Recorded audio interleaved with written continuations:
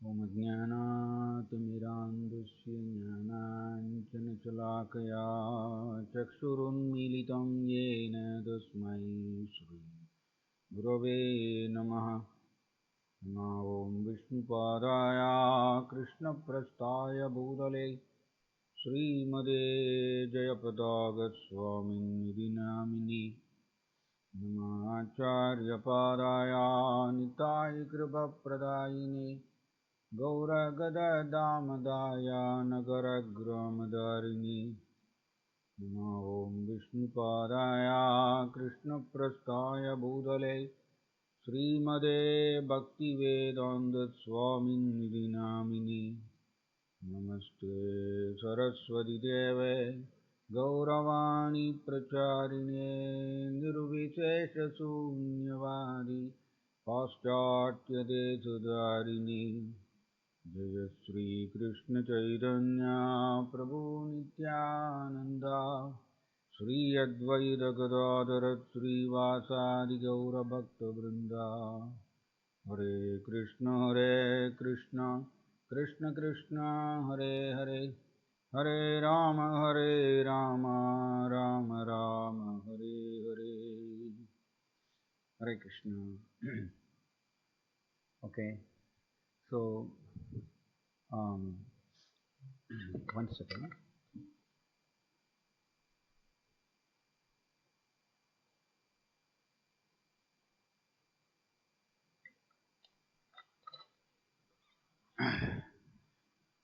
Sorry actually போன வாரம் வந்து என்னால் தொடர முடியல கொஞ்சம் உடல் நலம் சரியில்லாமல் இருந்ததுனால போன வாரம் தொடர முடியல நம்ம வந்து இந்த வாரம் வந்து சரணாகதியினுடைய கொள்கைகள் அதனுடைய இரண்டாம் பாகம் அதை நம்ம வந்து இன்னைக்கு தொடர்றோம்.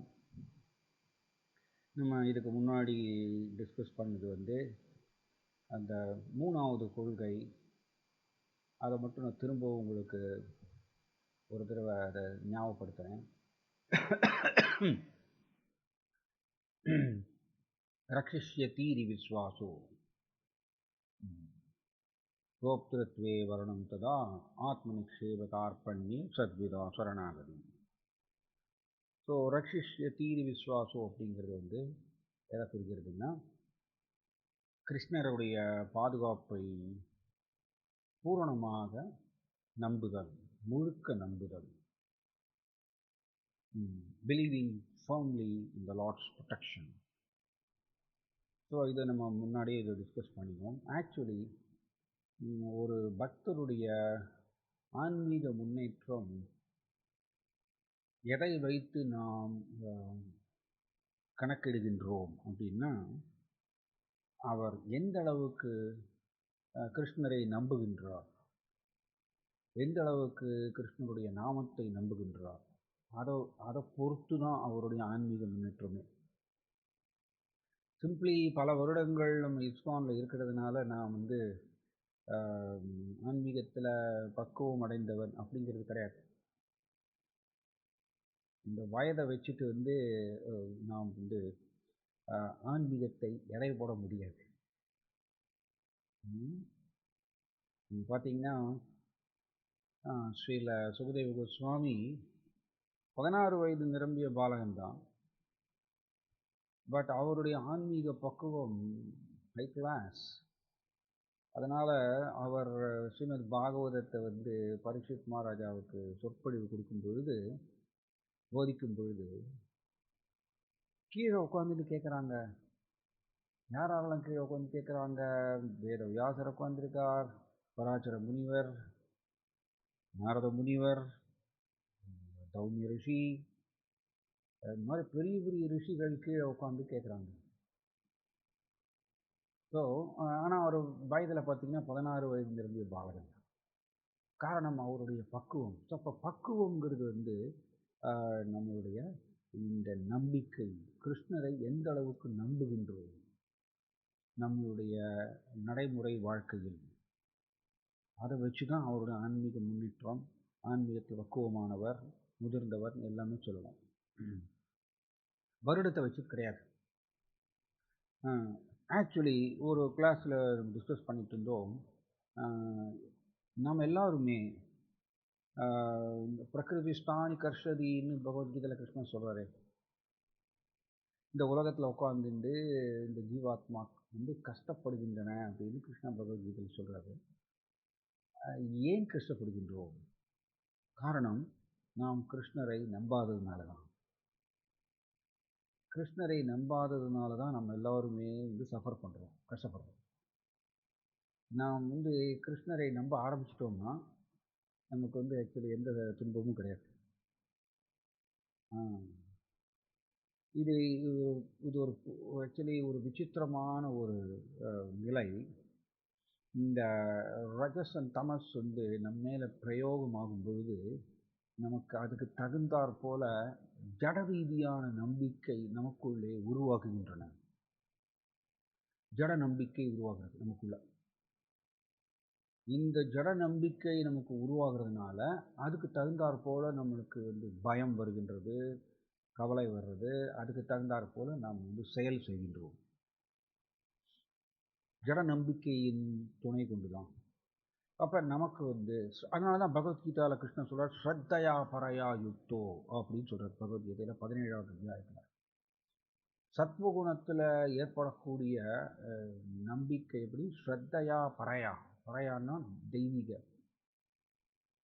தெய்வீக நம்பிக்கை உருவாகுமாமா சத்வகுணத்தில் ஒருத்தர் இருக்கும் பொழுது அப்படின்னு பகவத்கீதையில் கிருஷ்ணா 18வது அத்தியாயத்திலையும் சொல்கிறார், 17வது அத்தியாயத்திலையும் சொல்கிறார். ஸோ நாம் எல்லாருமே ஜட உலகத்தில் இருக்கக்கூடிய மக்கள் எல்லோருமே ஜட நம்பிக்கை உடையவர்கள் தான். ரஜஸ்னாலையும் தமஸ்னாலையும் தாக்கப்பட்டு ஜட நம்பிக்கை நாம் வந்து ரொம்ப ஸ்ட்ராங்காக வச்சுருக்கோம். அப்படிப்பட்ட நபர்கள் தான் நம்ம எல்லாருமே. இதிலிருந்து நாம் மாற வேண்டும். அதற்கு வந்து நம்பிக்கையை வளர்க்கணும். கிருஷ்ணன் மேலே இருக்கக்கூடிய நம்பிக்கையை வந்து வளர்க்கணும். தானாக வளராது. நாம் எவ்வளவுக்கு எவ்வளவு கிருஷ்ணரை பற்றி கேட்குறோம், கிருஷ்ணரை நினைக்கிறோம், ஸ்மரணம் பண்ணுறோம் கிருஷ்ணரை, அதுக்கு தகுந்தாற் போல கிருஷ்ணர் மேலே நம்பிக்கை அதிகரிக்கும். ஸ்ரீ சைத்தன்ய சரித்தாமிர்தத்தில் வந்து சைத்தன்ய மகாபிரபு சொல்கிறார், ஒரு ஜீவாத்மா கிருஷ்ணர் மேலே அசைக்க முடியாத நம்பிக்கை சுத்ருத ஸ்ரத்தா சப்தே சுத்ருத நிச்சயா அப்படி சொல்லப்பட்டிருக்கு. சுத்ருத நிச்சயா, அசைக்க முடியாத நம்பிக்கை. கிருஷ்ணர் மேலே ஒருத்தருக்கு அசைக்க முடியாத நம்பிக்கை ஒருத்தருக்கு வந்துடுச்சுன்னா அவர் அதிர்ஷ்டசாலின்னு சைத்தன்ய மகாபிரபு சொல்றார். ஸோ இது 3வது கொள்கை. நம்ம சுருக்கமாக இருப்போம். 4வது கொள்கை என்னன்னா, கோப்திருத்வே வரணம் ததா. கோப்திருத்வே வரணம் ததா அப்படின்னா என்னென்னா, பிரபுபாதர் இங்கிலீஷில் எப்படி சொல்கிறாருன்னா, exclusively depending on the mercy of the supreme Lord.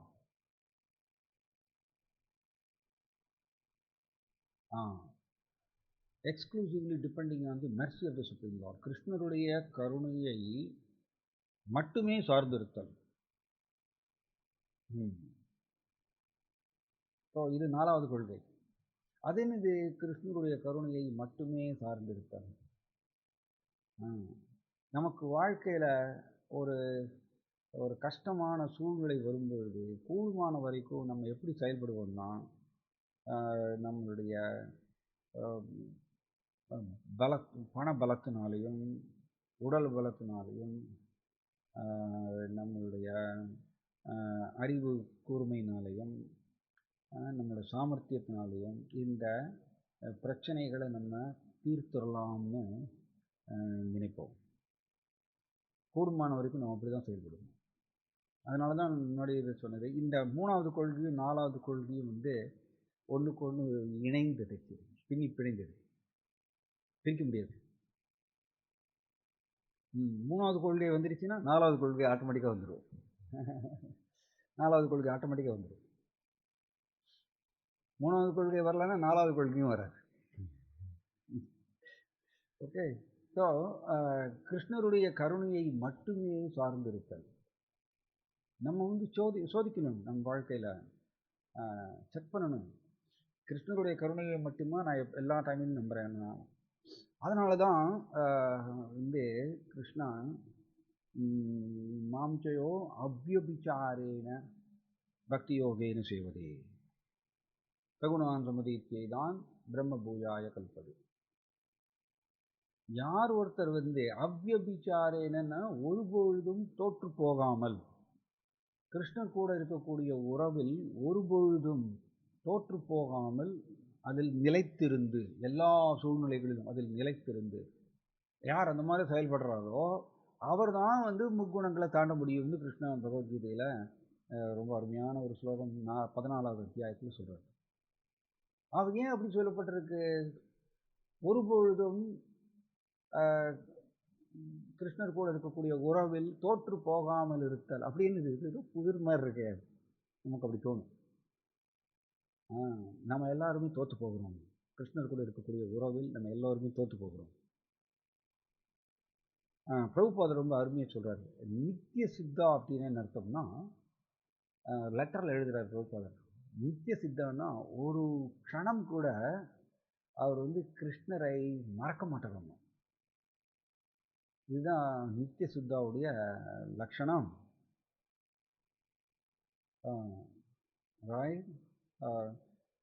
கிருஷ்ணர் கூட இருக்கக்கூடிய உறவை மறக்க மாட்டார்னா அதில் எப்பொழுதுமே கிருஷ்ணரை அவர் நினைத்துட்டே இருப்பார். எப்போ பார்த்தாலும் கிருஷ்ணருடைய தெய்வீக குணங்கள், அழகு, லீலைகள், அவருடைய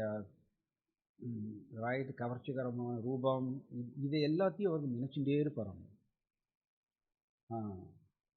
இதுதான் நித்திய சித்தா. ஒரு க்ஷணம் கூட கிருஷ்ணரை மறக்க மாட்டாங்க. ஆனால் நம்ம பாருங்க, நம்ம நித்திய பத்தா எல்லா நேரமும் கிருஷ்ணரை மறந்துடுவோம். அதுக்கு தான், அதனால தான் சாதனா அப்படிங்கிறது வந்து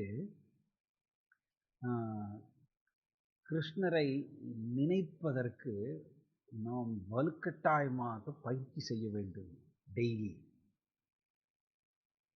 அதுதான் சாதனா.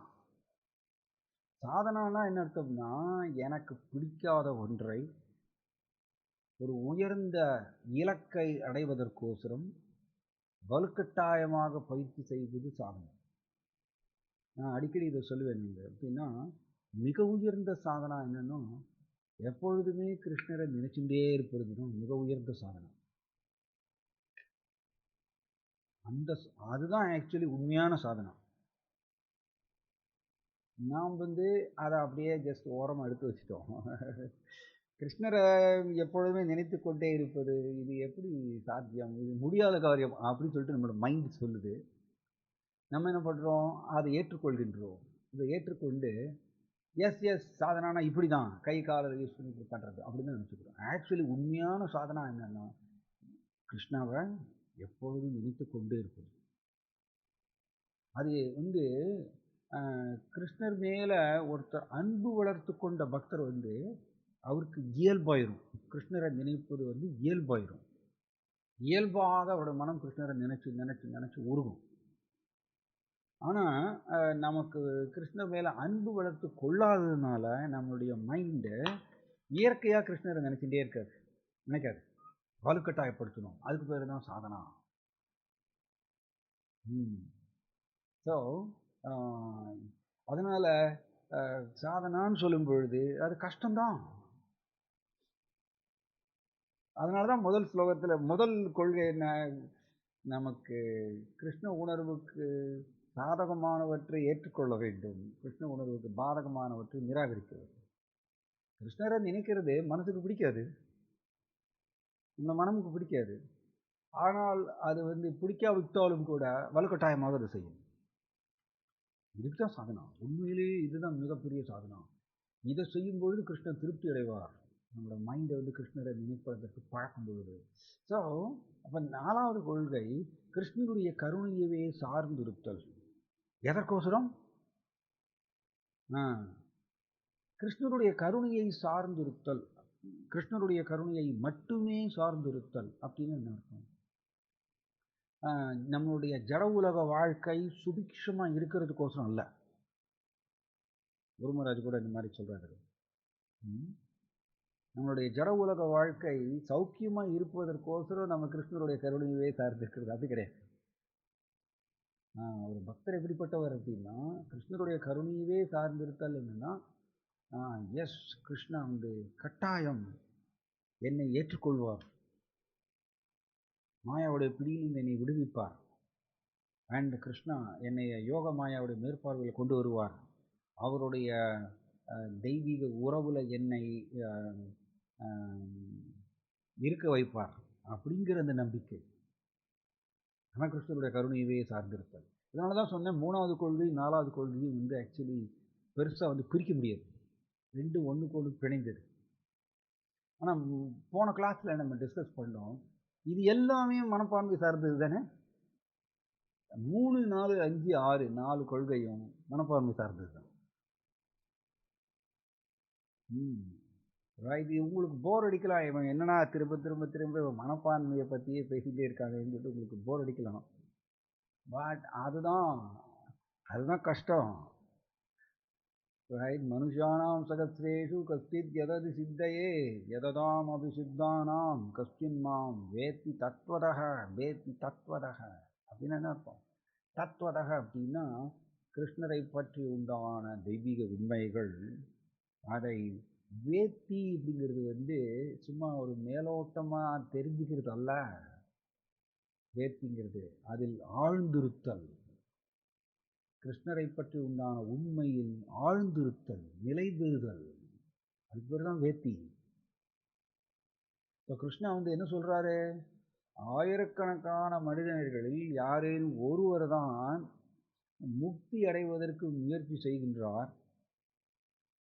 அப்படி முக்தி அடைந்தவர்களில் ஆயிரக்கணக்கான நபர்களை திரட்டணும்னா அதில் யாரேனும் ஒருவர் தான் கஷ்டின் மாம் வேத்தி தத்வதக, யாரோ ஒருத்தர் தான் கிருஷ்ணரை பற்றி உண்மையில் ஆழ்ந்திருக்கின்றார், அதை லைத்திருக்கின்றார். கஷ்டம். சவுண்ட் கேட்க மாட்டேதா?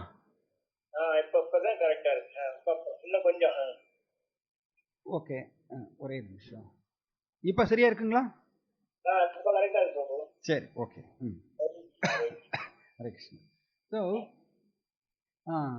அப்போ இந்த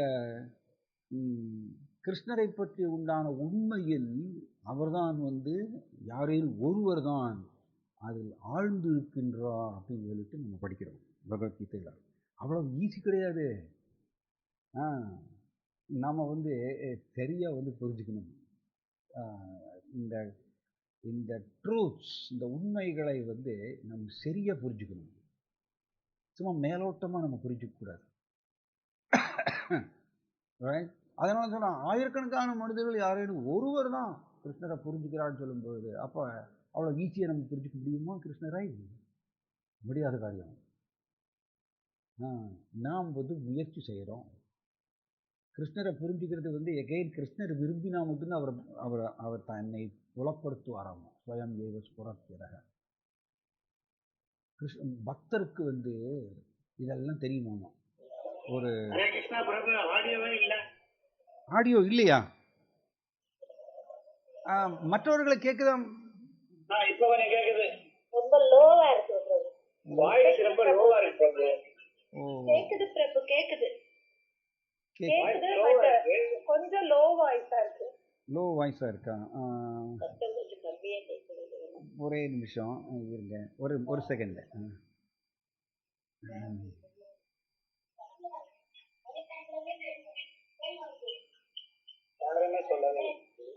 ஒரு செகண்ட்.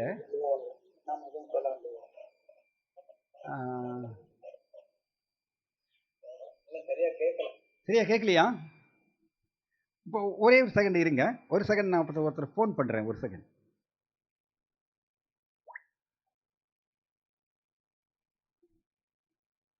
ஒரே ஒரு செகண்ட் லைனில் இருங்க, நான் அட்ஜஸ்ட் பண்ண சொல்கிறேன்.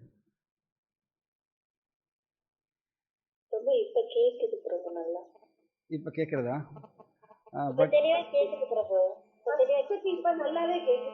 சரி சரி, ஓகே. அது கேக்குதுங்க பிரபு. இல்ல கேக்குது. கேக்குறது இல்ல. நீங்க பேசுறது எல்லாமே ஆடிபிளா தான் இருக்கு. சரி. பட் வந்து சவுண்ட் வந்து கம்மியா இருக்கு. சவுண்ட் கம்மியா இருக்கு. ஒரு நிமிஷம், நான் அவரை கூப்பிடுறேன். ஒரு செகண்ட் அப்படியே லைன்ல இருங்க. சாரி, இது செக் பண்ணல நான் இன்னைக்கு. ஒரு செகண்ட் லைன்ல இருங்க.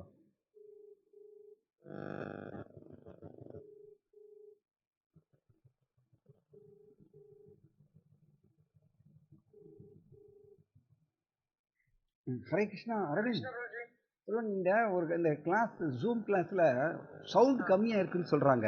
எப்படி பூஸ்ட் பண்றது?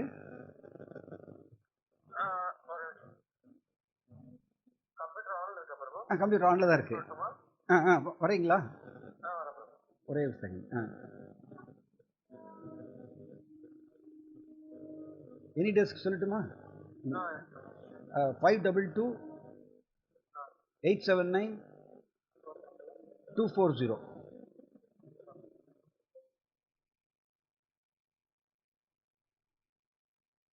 பாதி கிளாஸ்ல இருக்கேன். ஓகே. ஜூம்ல வந்து சவுண்ட் கம்மியா இருக்குன்னு சொல்றாங்க.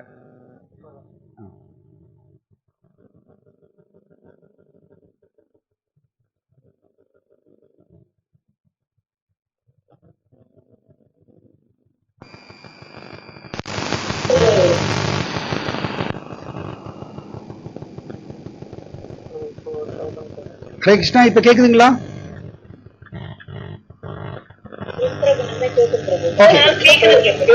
ஓகே ஓகே சரி, ரைட் ரைட் ரைட். ஓகே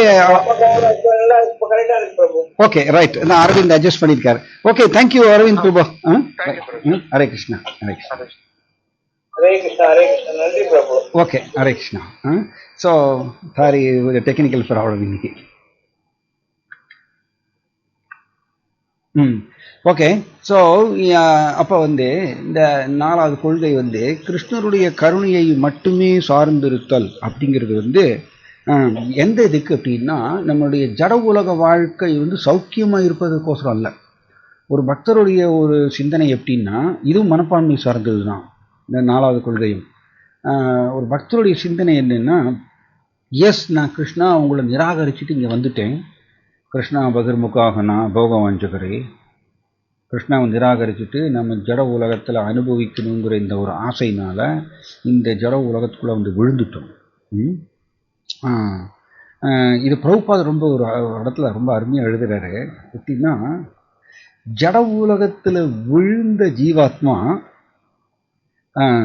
அவர் வந்து கம்பல்சரியா ஜட உலகத்தில் வாழணும் அப்படின்னா அறியாமைக்குள்ள போயே தீரணுமாமா. ஒரு ஸ்ட்ராங் பாயிண்ட் இல்லை, ரைட்? ஜட உலகத்துல ஒரு வாழணுங்கிற வந்து ஒரு ஜீவாத்மா வந்து கம்பல்சரியா கட்டாயமாக அறியாமைக்குள்ள போயாகணுமா. அப்படி வந்து பிரபுபாதர் எழுதுறாரு பாகவதத்துல. ஸோ அப்ப நம்ம எல்லாருமே அறியாமையில வந்து சிக்கி இருக்கோம். ஏன்னா ஜட உலகத்துல வாழணும்னு உட்காந்துருக்கோம்ல நம்ம எல்லாருமே. அப்ப இது என்னன்னா, கிருஷ்ணா நான் உங்களை நிராகரிச்சுட்டு வந்துட்டேன். உங்களை நிராகரிச்சுட்டு இந்த ஜட உலகத்துல கோடிக்கணக்கான ஜென்மங்களா நான் உழண்டுட்டு இருக்கேன். கிருஷ்ணா இந்த இடத்துல கோப்திருப்பே வரணம் ததா அப்படின்னா என்னன்னா, என்னைய நீங்க கட்டாயம் எனக்கு நீங்க வந்து கருணையை வழங்குவீர்கள். உங்களுடைய கருணையை வழங்கி என்னை இந்த மாயா அப்படிங்கிற இந்த பிரம்மாண்டமான கிருஷ்ணனுடைய சக்தி இல்லை ஜட உலகத்துல அதுல தானே நம்ம ஆழ்ந்திருக்கோம். ரைட்? பார்த்தீங்கன்னா பயம் த்விதியா அபினிவேஷோதஸ்யா. த்விதியா அப்படின்னா என்னன்னா, 2ஆம் இயற்கையில் ஆழ்ந்திருத்தல் அப்படின்னு அர்த்தமா. பிரதான இயற்கை வந்து கிருஷ்ணன். த்விதியாவுக்கு 2 அர்த்தம் இருக்கு. ஒரு அர்த்தம் வந்து த்விதியான இருமைகள்னு அர்த்தம். இன்னொரு அர்த்தம் என்ன அப்படின்னா, இருமைகள் ஆழ்ந்திருக்கோம். எஸ், நம்ம எல்லாருமே இருமைகள் ஆழ்ந்திருக்கோம். கரெக்டா இல்லையா? வெற்றி தோல்வி, நண்பன் பகைவன், லாபம் நஷ்டம், இரவு பகல், மகிழ்ச்சி, அப்புறம் இந்த இகழ்ச்சி, இப்படி ரைட் இருமைகள் ஆழ்ந்திருக்கும். இது ஒரு அர்த்தம். இன்னொரு அர்த்தம் என்ன அப்படின்னா, இன்னொரு அர்த்தம் என்னன்னா, அதாவது இந்த 2ஆம் இயற்கை, த்விதியான 2ஆம் இயற்கை. 2ஆம் இயற்கைனா எது? 2ஆம் இயற்கை? பிரதான இயற்கை கிருஷ்ணா. அண்ட் ஜட உலகத்துல நம்ம எல்லாருமே ஓடிண்டே இருக்கோம் இல்லையா? ஓடிண்டே இருக்கோம்ல ஜட உலகத்துல விதவிதமான சூழ்நிலைகளில் நம்ம சிக்கி வாழ்க்கையை ஓட்டிகிட்டே இருக்கோம். அதுக்கு பேர் தான் இரண்டாம் இயற்கை. இதை புரிய வைக்கிறதுக்கு ஒரு சின்ன ஒரு கதை சொல்கிறேன் உங்களுக்கு. இன்றைக்கி எப்படியாவது நான் சரணாகதிங்கிற இந்த கொள்கைகளை நான் முடிச்சிடுவேன். நீங்கள் எல்லாரும் வாட்ஸ்அப்பில் கூட படிச்சிருப்பீங்க. இருந்தாலும் ஞாபகப்படுத்திக்கலாம். எப்படி இந்த மாயாவுடைய செயல்பாடு பாருங்கள். இதை நம்ம புரிஞ்சுக்கணும். மாயாவுடைய செயல்பாடு வந்து இந்த விதியா, இந்த இரண்டாம் இயற்கையில் நம்ம எல்லாரும் மூழ்கி இருக்கோம். ஒரு க்ஷணம் கூட நம்ம வெளியில் வரல. அதிலிருந்து கோடிக்கணக்கான ஜென்மம் எடுத்துட்டோம். ஆனால் கோடிக்கணக்கான ஜென்மமாக இந்த ஜீவாத்மா ஒரு க்ஷணம், ஒரு நொடி கூட இரண்டாம் இயற்கையாகிய மாயை அதனுடைய மேற்பார்வையிலிருந்து நம்ம வெளியில் வரவே இல்லை. பாருங்க அப்போ நம்மளுடைய நிலை எப்படிப்பட்டது. ஒரு நாரத முனிவர் வந்து ஒரு தடவை கிருஷ்ணனுடைய இந்த மாயா சக்தி எப்படி செயல்படுறது, அதனால தான் கிருஷ்ணன் காலையில் கூட மகாராஜோட கிளாஸ் சொன்னார், மம மாயா துரத்தை ஆகும் இல்லையா. கிருஷ்ணன் வந்து என்னுடைய மாயையை வெல்லுவது கடினம் அப்படின்னு சொன்னது அவ்வளவு லேசப்பட்டது இல்லை. அந்த ஒரு அறிக்கை, அந்த ஸ்டேட்மெண்ட் ஹெவி. அந்த ஸ்டேட்மெண்ட் நாம் எல்லாரும் அதுக்குள்ளே தான் இருக்கோம். மாயாவை நம்ம வெளியில் வரல. நம்ம ஒரு செகண்ட் கூட நம்ம வெளியில் வரல மாயாவோட பிடியிலிருந்து. ஸோ ஒரு தடவை நாரத முனிவர் கிருஷ்ணனுடைய இந்த மாயா சக்தியை வந்து தெரிஞ்சுக்கணும், எப்படி செயல்படுறாங்க இந்த மாயா சக்தி அப்படின்னு சொல்லிட்டு நாரத முனிவர் ஆசைப்பட்டாராமா. ஸோ இப்போ வந்து கிருஷ்ணா வந்து என்ன சொன்னாராமா, சரி இந்த நதி கரையோரம் ஒரு நதி இருக்குது, நதி கரையோரத்தில் கிருஷ்ணா நின்றுருக்காராமா. கரையோரத்தில் நாரத முனிவர் கேட்குறாரு, கிருஷ்ணா உங்களோட மாயா சக்தியை நான் பார்க்கணும், எப்படி செயல்படுறாங்க. நாரத முனிவரோ எப்பொழுதுமே கிருஷ்ணருடைய யோக மாயா சக்தியினுடைய மேற்பார்வையில் இருக்குவார். அப்படிப்பட்ட அற்புதமான பக்தர் நாரத முனிவர். நாம் எல்லாருமே துரதிருஷ்டம் ஆல்வேஸ் கிருஷ்ணருடைய மாயா சக்தியுடைய மேற்பார்வையில் தான் இருக்கும். அதனால தான் இந்த பிரார்த்தனை நம்மளுக்கு தேவை. கிருஷ்ணா உங்களுடைய கருணையினால் நான் மாயாவுடைய பிடியிலிருந்து விடுபட வேண்டும், உங்களுடைய கருணையவே நான் நம்பி இருக்கேன், சார்ந்து இருக்கின்றேன் எல்லா சூழ்நிலைகளும் அப்படின்னு இந்த டிவோட்டி பக்தர் பிரார்த்தனை பண்ணிக்கிட்டே இருக்கார். நாம் விழுந்துட்டோம். ஸோ இதுலேருந்து வெளியில் வர்றதுக்கு நம்ம பிரார்த்தனை பண்ணணும் கிருஷ்ணகிட்ட.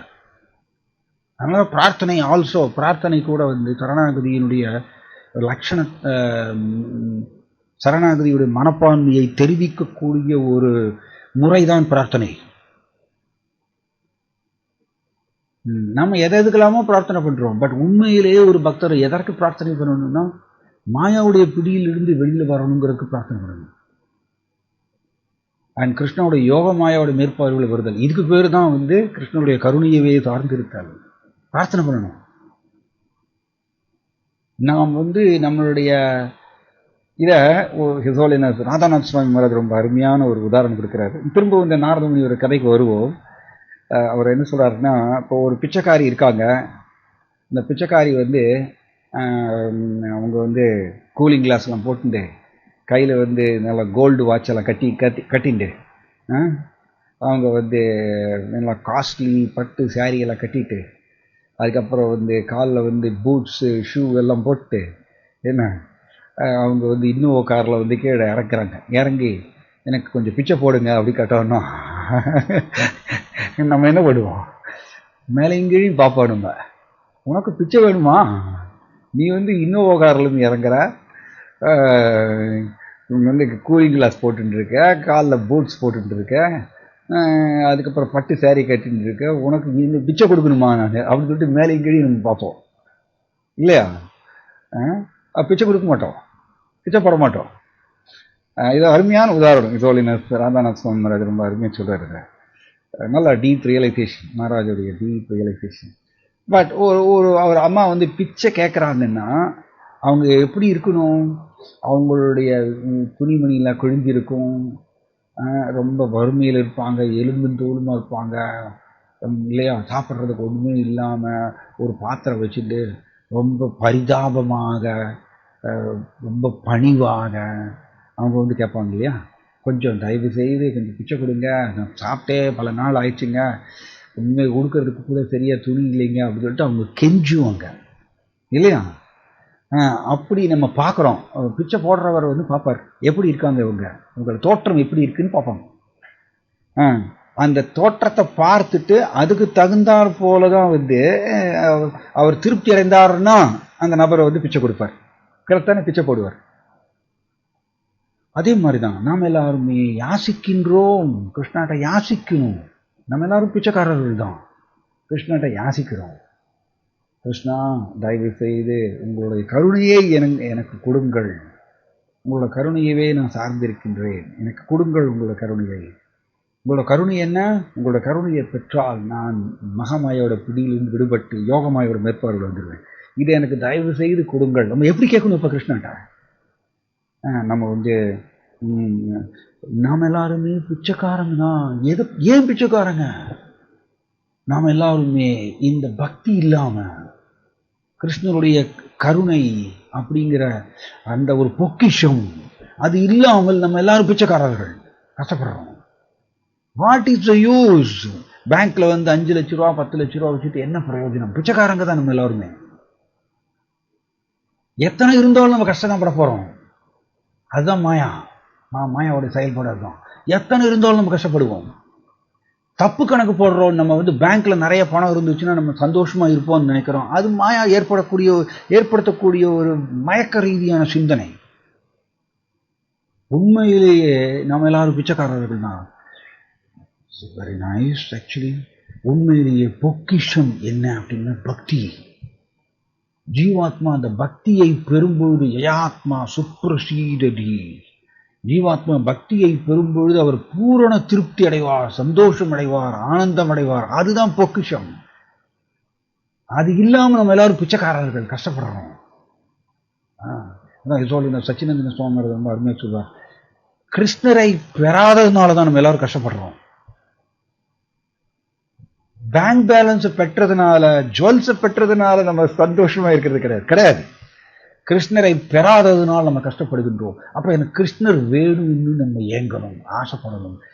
எப்படி இந்த பிச்சைக்காரி கேட்கறாங்களோ அந்த மாதிரி கேட்கணும் கிருஷ்ணாட்ட டெய்லி. கிருஷ்ணா, தயவு செய்து உங்க மேல எனக்கு பக்தி வேணும், எனக்கு கொடுங்க கிருஷ்ணா. என்னைய தயவு செய்து கடைக்கன் பார்வையில் என்னைய பாருங்க, உங்களுடைய குழந்தை நான், உங்களையே சார்ந்தவன், இங்கே நான் வந்து ஏங்குகின்றேன், என்னை ஏற்றுக்கொள்ளுங்கள் கிருஷ்ணா. பிச்சை கேட்கணும். எப்படி மனமுருகி இந்த பிச்சைக்காரி வந்து கேட்குறாங்கல்ல, கெஞ்சி. அவங்க வெரி பியூட்டிஃபுல் பாயிண்ட் இது. அந்த பிச்சைக்காரி வந்து அப்படி கெஞ்சி பரிதாபமாக கேட்குறாங்க. போட்டுக்கிற துணியெல்லாம் கிழிஞ்சிருக்கு, ஒன்றுமே இல்லை, எனக்கு சாப்பிட்றது கூட ஒன்றுமே இல்லை, ஏதாவது கொடுங்க அப்படின்னு. அந்த பரிதாபம் வந்து அந்த நபருடைய ஹிருதயத்தை இழக வைக்கின்றது. அவர் பார்த்து பாவம், ஒன்றுமே இல்லாமல் கஷ்டப்படுறாங்க, சரி இந்தாங்க ஒரு தொட்டு 10 ரூபா எடுத்து போடுறாரு இல்லையா? அந்த மாதிரிய நம்மளுடைய பரிதாபமாக கெஞ்சனும் கிருஷ்ணட்ட. நாம் எல்லாரும் நினைச்சுக்கிறோம், எனக்கு வீடு இருக்கு, எனக்கு வந்து பேங்க் பேலன்ஸ் இருக்கு, எனக்கு இன்னோவா கார் இருக்கு, எனக்கு அழகான குடும்பம் இருக்கு, எனக்கு குழந்தைகள் இருக்காங்க, எனக்கு நல்ல அந்தஸ்து இருக்கு, அப்படின்னு சொல்லிட்டு நம்ம வந்து ஹரே கிருஷ்ணா ஜபம் பண்றோம். இதெல்லாம் வச்சுட்டு நம்ம ஹரே கிருஷ்ணா ஜபம் பொழுது நம்ம பரிதாபமா கேட்க மாட்டோம் கிருஷ்ணாட்ட. அப்ப கிருஷ்ணா பாக்குறாரு, ஓகே இது எப்படி தெரியும், நம்ம எப்படி தெரியுமா கேட்கிறோம்? நம்ம எப்படி கேட்கிறோம்னா, நம்ம ரோல்ஸ் ராய்ஸ் கார்ல இறங்கிட்டு வந்து பிச்சை கேட்கிற மாதிரி கேட்டுட்டு இருக்கோம். அந்த மாதிரிதான் நம்ம கேட்டுட்டு இருக்கோம். அதனால கிருஷ்ணன் மேலேயும் பாக்குறாரு. இவர் உண்மையிலேயே கேட்கறது இல்ல, இவர் உண்மையிலேயே வந்து பக்தியை வந்து யாசித்து பெறவில்லை நாம் எல்லோரும் கிருஷ்ணாட்டு இருந்து. அதனால கிருஷ்ணன் கொடுக்க மாட்டேங்கிறார்.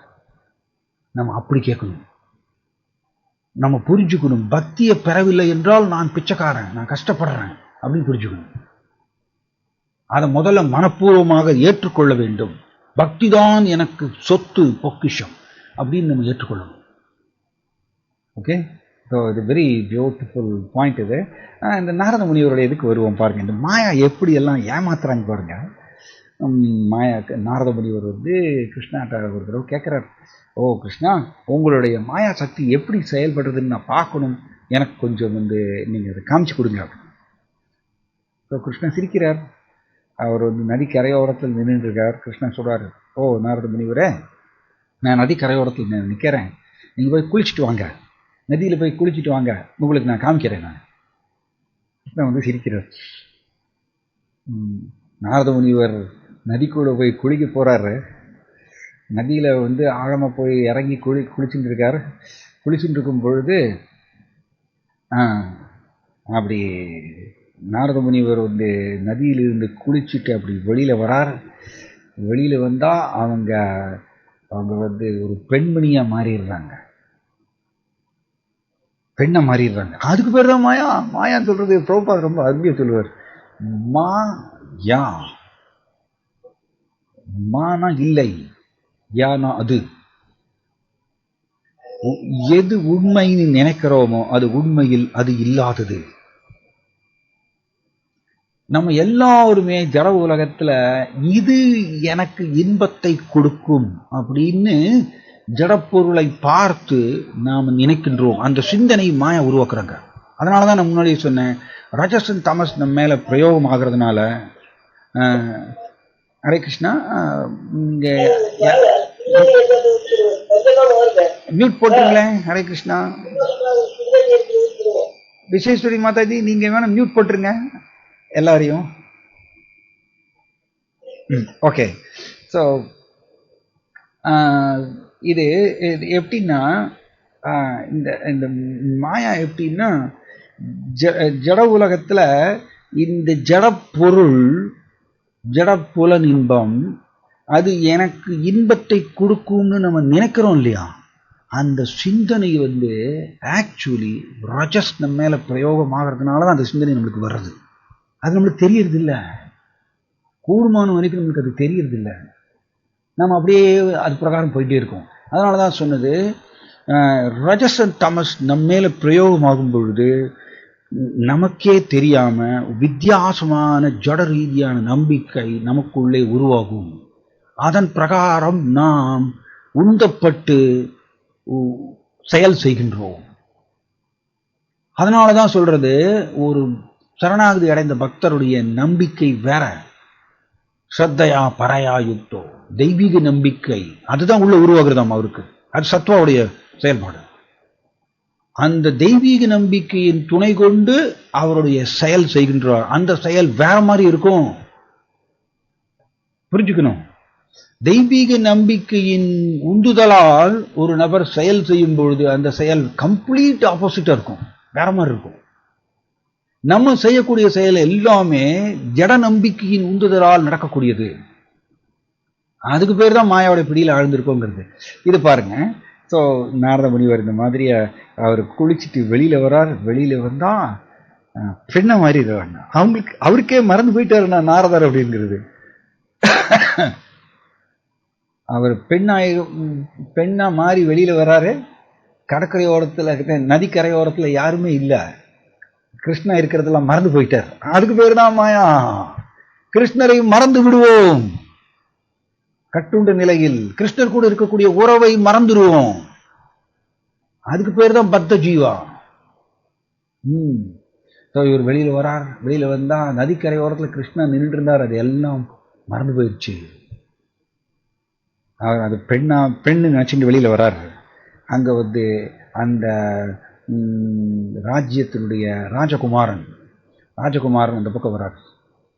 இந்த ராஜகுமாரன் வந்து இந்த பெண்ணை பார்த்த உடனே கண்டதும் காதல் சொல்லுவாங்க இல்லையா, அந்த மாதிரிய பார்த்த மாத்திரத்திலேயே வந்து அவருக்கு இந்த பெண் மேல அவருக்கு மோகம். உடனே இந்த பெண்ணிட்ட வந்து இந்த ராஜகுமாரன் வந்து பேசுறாரு. பேசி நீங்க யாருன்னு சொன்ன உடனே இவ வந்து இந்த மாதிரி சொல்றாங்க. கடைசியில அவங்க ரெண்டு பேரும் மேரேஜ் பண்ணிக்கிறதுக்கு தீர்மானம் பண்றாங்க. அதான் I use to say this point. இது வந்து கொஞ்சம் ஸ்ட்ராங்கா இருக்கும், கொஞ்சம் கஷ்டமா இருக்கும், வேற வழி இல்லை. உண்மையை டிஸ்கஸ் பண்ணணும்னா நம்ம பேசிட்டு ஆகணும். எப்படி ஜெயிலுக்குள்ள உட்கார்ந்துருக்கக்கூடிய கைதிகள் சிறையில் அடைபட்டு கிடக்குறாங்க. அதுல வந்து ஜெயிலில் இருக்கக்கூடிய ஆண் கைதி ஜெயிலில் இருக்கக்கூடிய பெண் கைதியை பார்த்து அப்படியே மோகத்துல மயங்கி அந்த பெண் கைதியை வந்து ஜெயிலுக்குள்ளேயே கல்யாணம் பண்ணிட்டா எப்படி இருக்கும்? அது எப்படி இருக்கும்? அது ஜோக் மாதிரி இருக்கும் இல்லையா? அதுதான் நமக்கும் பண்றோம். நம்மளும் அதே தான் பண்றோம் இந்த ஜட உலகத்துல. இது கசப்பா இருக்கும், பட் உண்மை எப்பொழுதும் கசக்க தான் செய்யும்.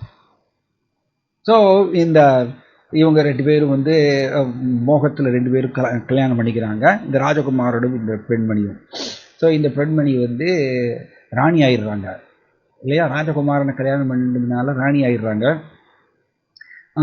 அவர் ராஜாவாயிடுறாரு. இப்படி அவங்களுக்கு வந்து 2 குழந்தைகளாமா இந்த பெண்மணிக்கு. ஒரு கை குழந்தை, ஒரு சின்ன குழந்தை, ஒரு 3 வயசு இருக்கிற மாதிரி ஒரு சின்ன குழந்தை, இப்படி 2 குழந்தையாமா.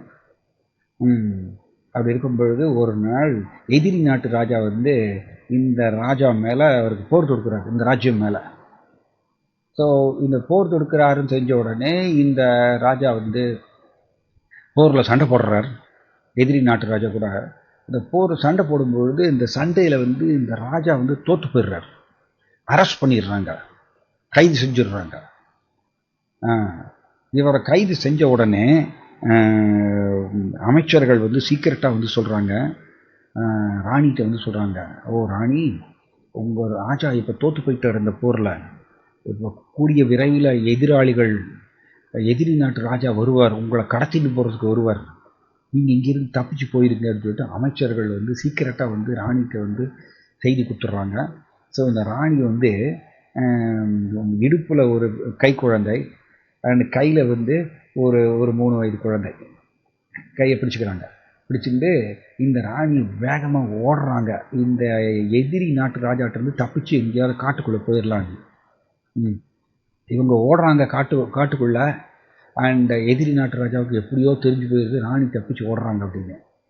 ஸோ உடனே அந்த எதிரி நாட்டு ராஜா வந்து பெரிய படையோட துரத்துறாரு. எதற்கு இது சொல்ல வரேன்னா, இந்த த்விதியா அபினிவேஷதஸ்யாத் அப்படிங்கிறது தான், அதுக்கு சொல்றது தான் இதெல்லாம் சொல்றேன். 2ஆம் இயற்கையில் ஆழ்ந்திருத்தல் அப்படிங்கிறது. 2ஆம் இயற்கைங்கிறது மாயா, பிரதான இயற்கை கிருஷ்ணர்.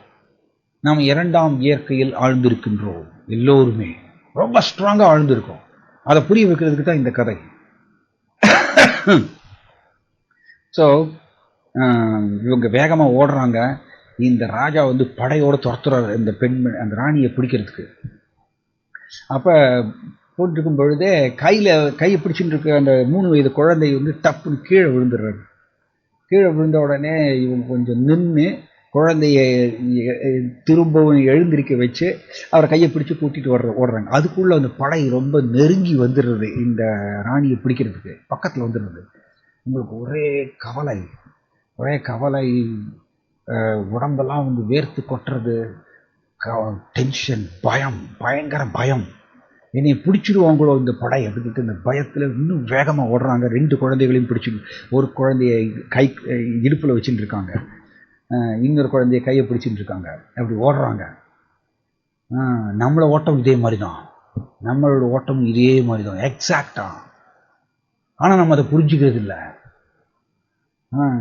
ஸோ இங்கே வந்து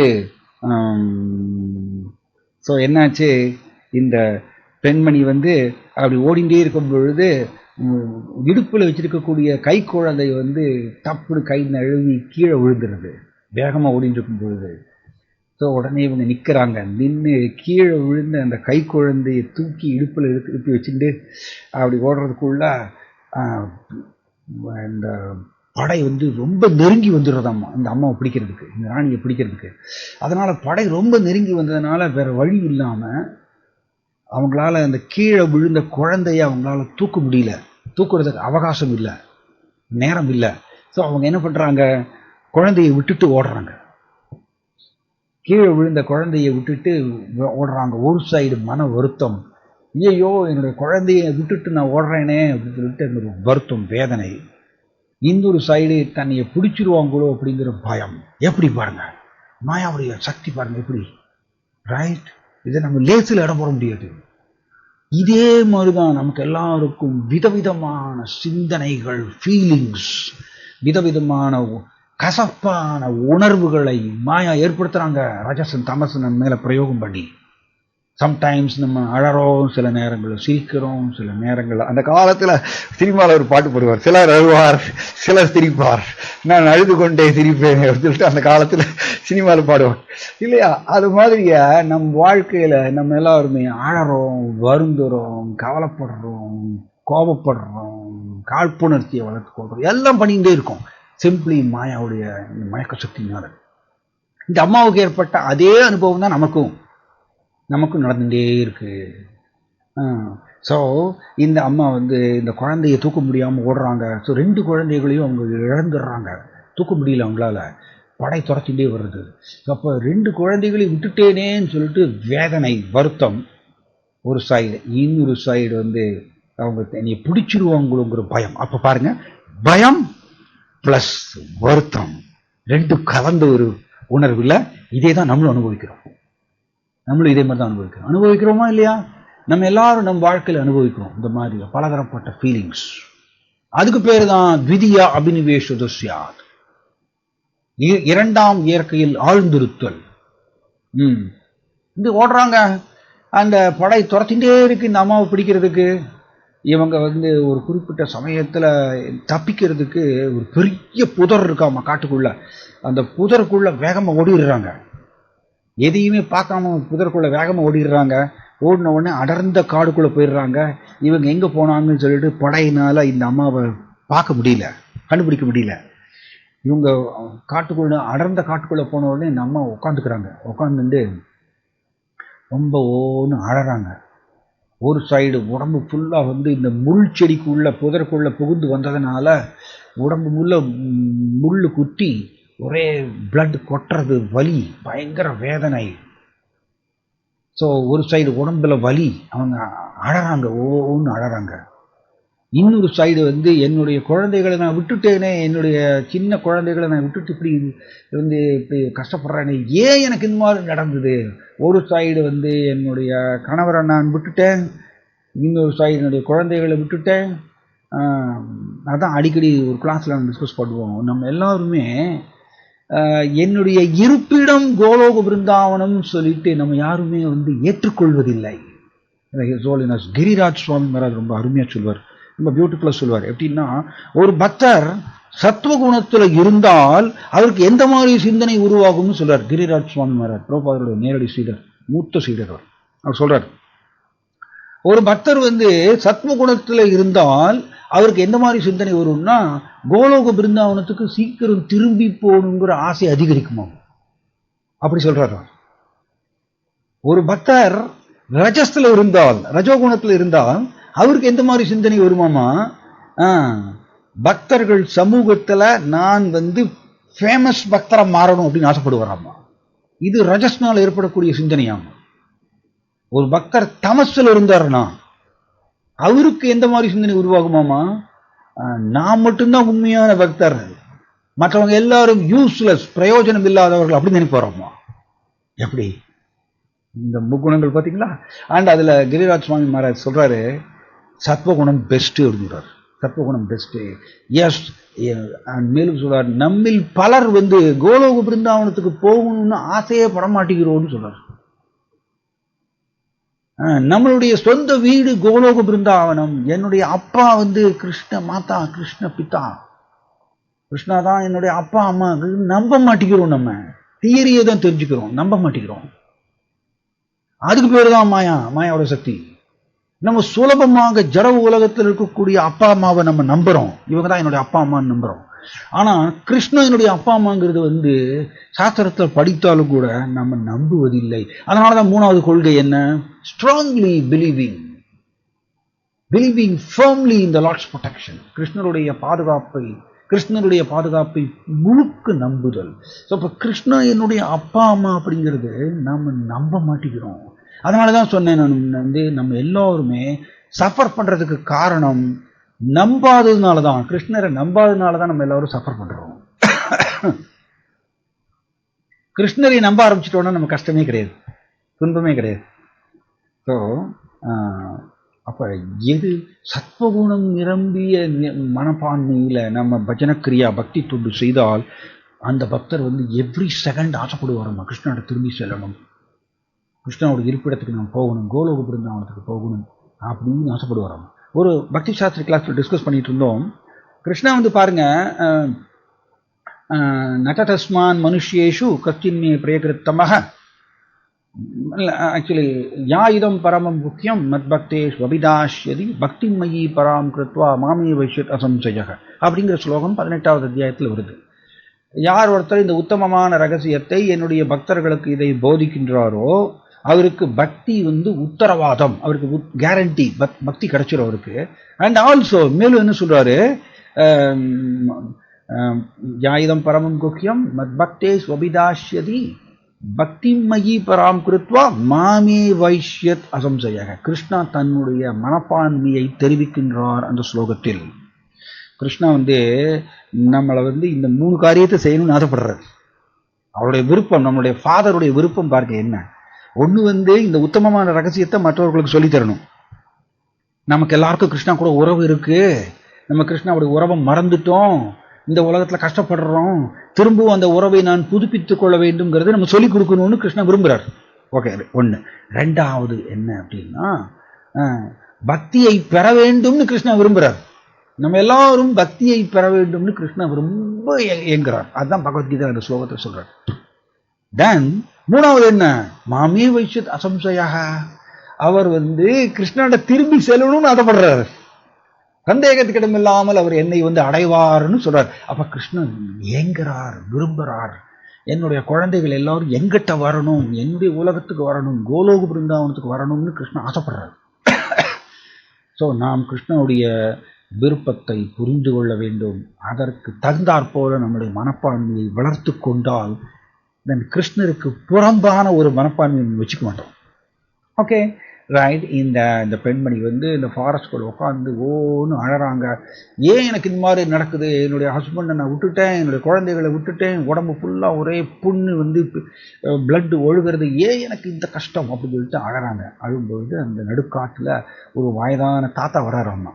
ஒரு வயதான தாத்தா சொல்கிறாரம்மா, அம்மா உன்னுடைய கஷ்டத்துக்கெல்லாம் நான் ஒரு தீர்வு சொல்கிறேன், நீ அங்கே போய் இந்த ஃபாரஸ்ட்டில் அந்த இடத்துல ஒரு குளம் இருக்கு பாரு, அந்த குளத்தில் குளிச்சுட்டு வா, நீ உன்னுடைய எல்லா பிரச்சனைக்கும் நான் தீர்வு சொல்கிறேன்னு ஒரு தாத்தா சொன்னாராம்மா. ஸோ இந்த அம்மா அந்த குளத்தில் போய் குளிச்சுட்டு அப்படி வெளியில் வர்றாங்க. வெளியில் வந்தால் கிருஷ்ணா சிரிச்சிட்டு நிற்கிறாராம்மா. எப்படி மாயா சக்தி பாருங்க, எப்படி கிருஷ்ணா சிரிச்சிட்டு நிற்கிறார். இவர் நாரத முனிவரா வெளியில் வர்றார். அந்த குளத்தில் குளிச்சுட்டு வெளியில் வரும்பொழுது ஒரு நாரத முனிவரா வெளியில் வர்றார். அண்ட் கிருஷ்ணா ரொம்ப காட்சிகரமான புன்னகையோடு நதிக்கரை ஓரத்தில் நின்றுருக்கார். நாரத முனிவருக்கு ஒரே பிரமிப்பு, ஆச்சரியம், தனக்கு ஏற்பட்ட அனுபவம் எல்லாத்தையுமே யோசிச்சு பார்க்குறாரு. இது எல்லாமே பிரமையா, அதான் மாயா ஆக்சுவலி. ஸோ இது எல்லாமே பிரமையா, நான் ஒரு ராணி, எனக்கு 2 குழந்தைகள், அண்ட் படை என்னை துரத்தியது, நான் ஓடினேன், என்னுடைய குழந்தைகளை இழந்தேன், நான் இப்படி ஃபாரஸ்ட்டில் கஷ்டப்பட்டேனே, எல்லாத்தையும் யோசிச்சு பார்க்குறாரு நாரத முனிவர். அது எல்லாமே ஒரு சிம்பிளி கனவு மாதிரியே தோணிச்சம்மா நாரத முனிவருக்கு. அண்ட் கிருஷ்ணா இப்போ சிரிக்கிறார். இப்போ தான் நாரத முனிவருக்கு புரியுறது, இதுதான் உண்மையான நிலை. எது உண்மையான நிலை? கிருஷ்ணருடைய மேற்பார்வையின் கீழ், யோகமாயின் மேற்பார்வையின் கீழ் இருந்து கொண்டு நாம் கிருஷ்ணரை எப்பொழுதுமே அவர் கூட இருக்கக்கூடிய உறவில் ஆழ்ந்து போற்றி புகழ்ந்து அவரை நோக்கி ஏங்கி கதறி அழுது இப்படி வாழ்க்கையை நடத்துவதுதான் உண்மையான வாழ்க்கை. ஆக்சுவலி நாம் எல்லாரும் பொய் வாழ்க்கையை தான் நடத்துறோம். அப்படிதான் இது சச்சிதானந்த சுவாமி மகாராஜ் சொல்றார், சப்ஸ்டிடியூட் லைஃப் தான் நம்ம நடத்துறோம். ஆக்சுவலி உண்மையான வாழ்க்கை வேற. நாரத முனிவருக்கு புரிகிறது, ஓ இப்ப இதுவரைக்கும் நடந்ததெல்லாம் மாயாவா, இதுதான் மாய தோற்றமா அப்படின்னு சொல்லிட்டு நாரத முனிவர், ஓகே கிருஷ்ணா புரியுறது இப்ப எனக்கு, எப்படி உங்களோட மாயா சக்தியினால கணக்கில் அடங்காத ஜீவாத்மாவை நீங்க உங்களுடைய மாயா சக்தியில ஆழ்த்தி வச்சிருக்கீங்கிறது இப்ப புரியுது கிருஷ்ணா எனக்கு அப்படின்னு நாரத முனிவர் சொன்னாராமா. இது ரொம்ப அருமையான ஒரு கதை. இதுக்கு பேர் தான் விதியா அபினிவேஷுதஸ்யான்.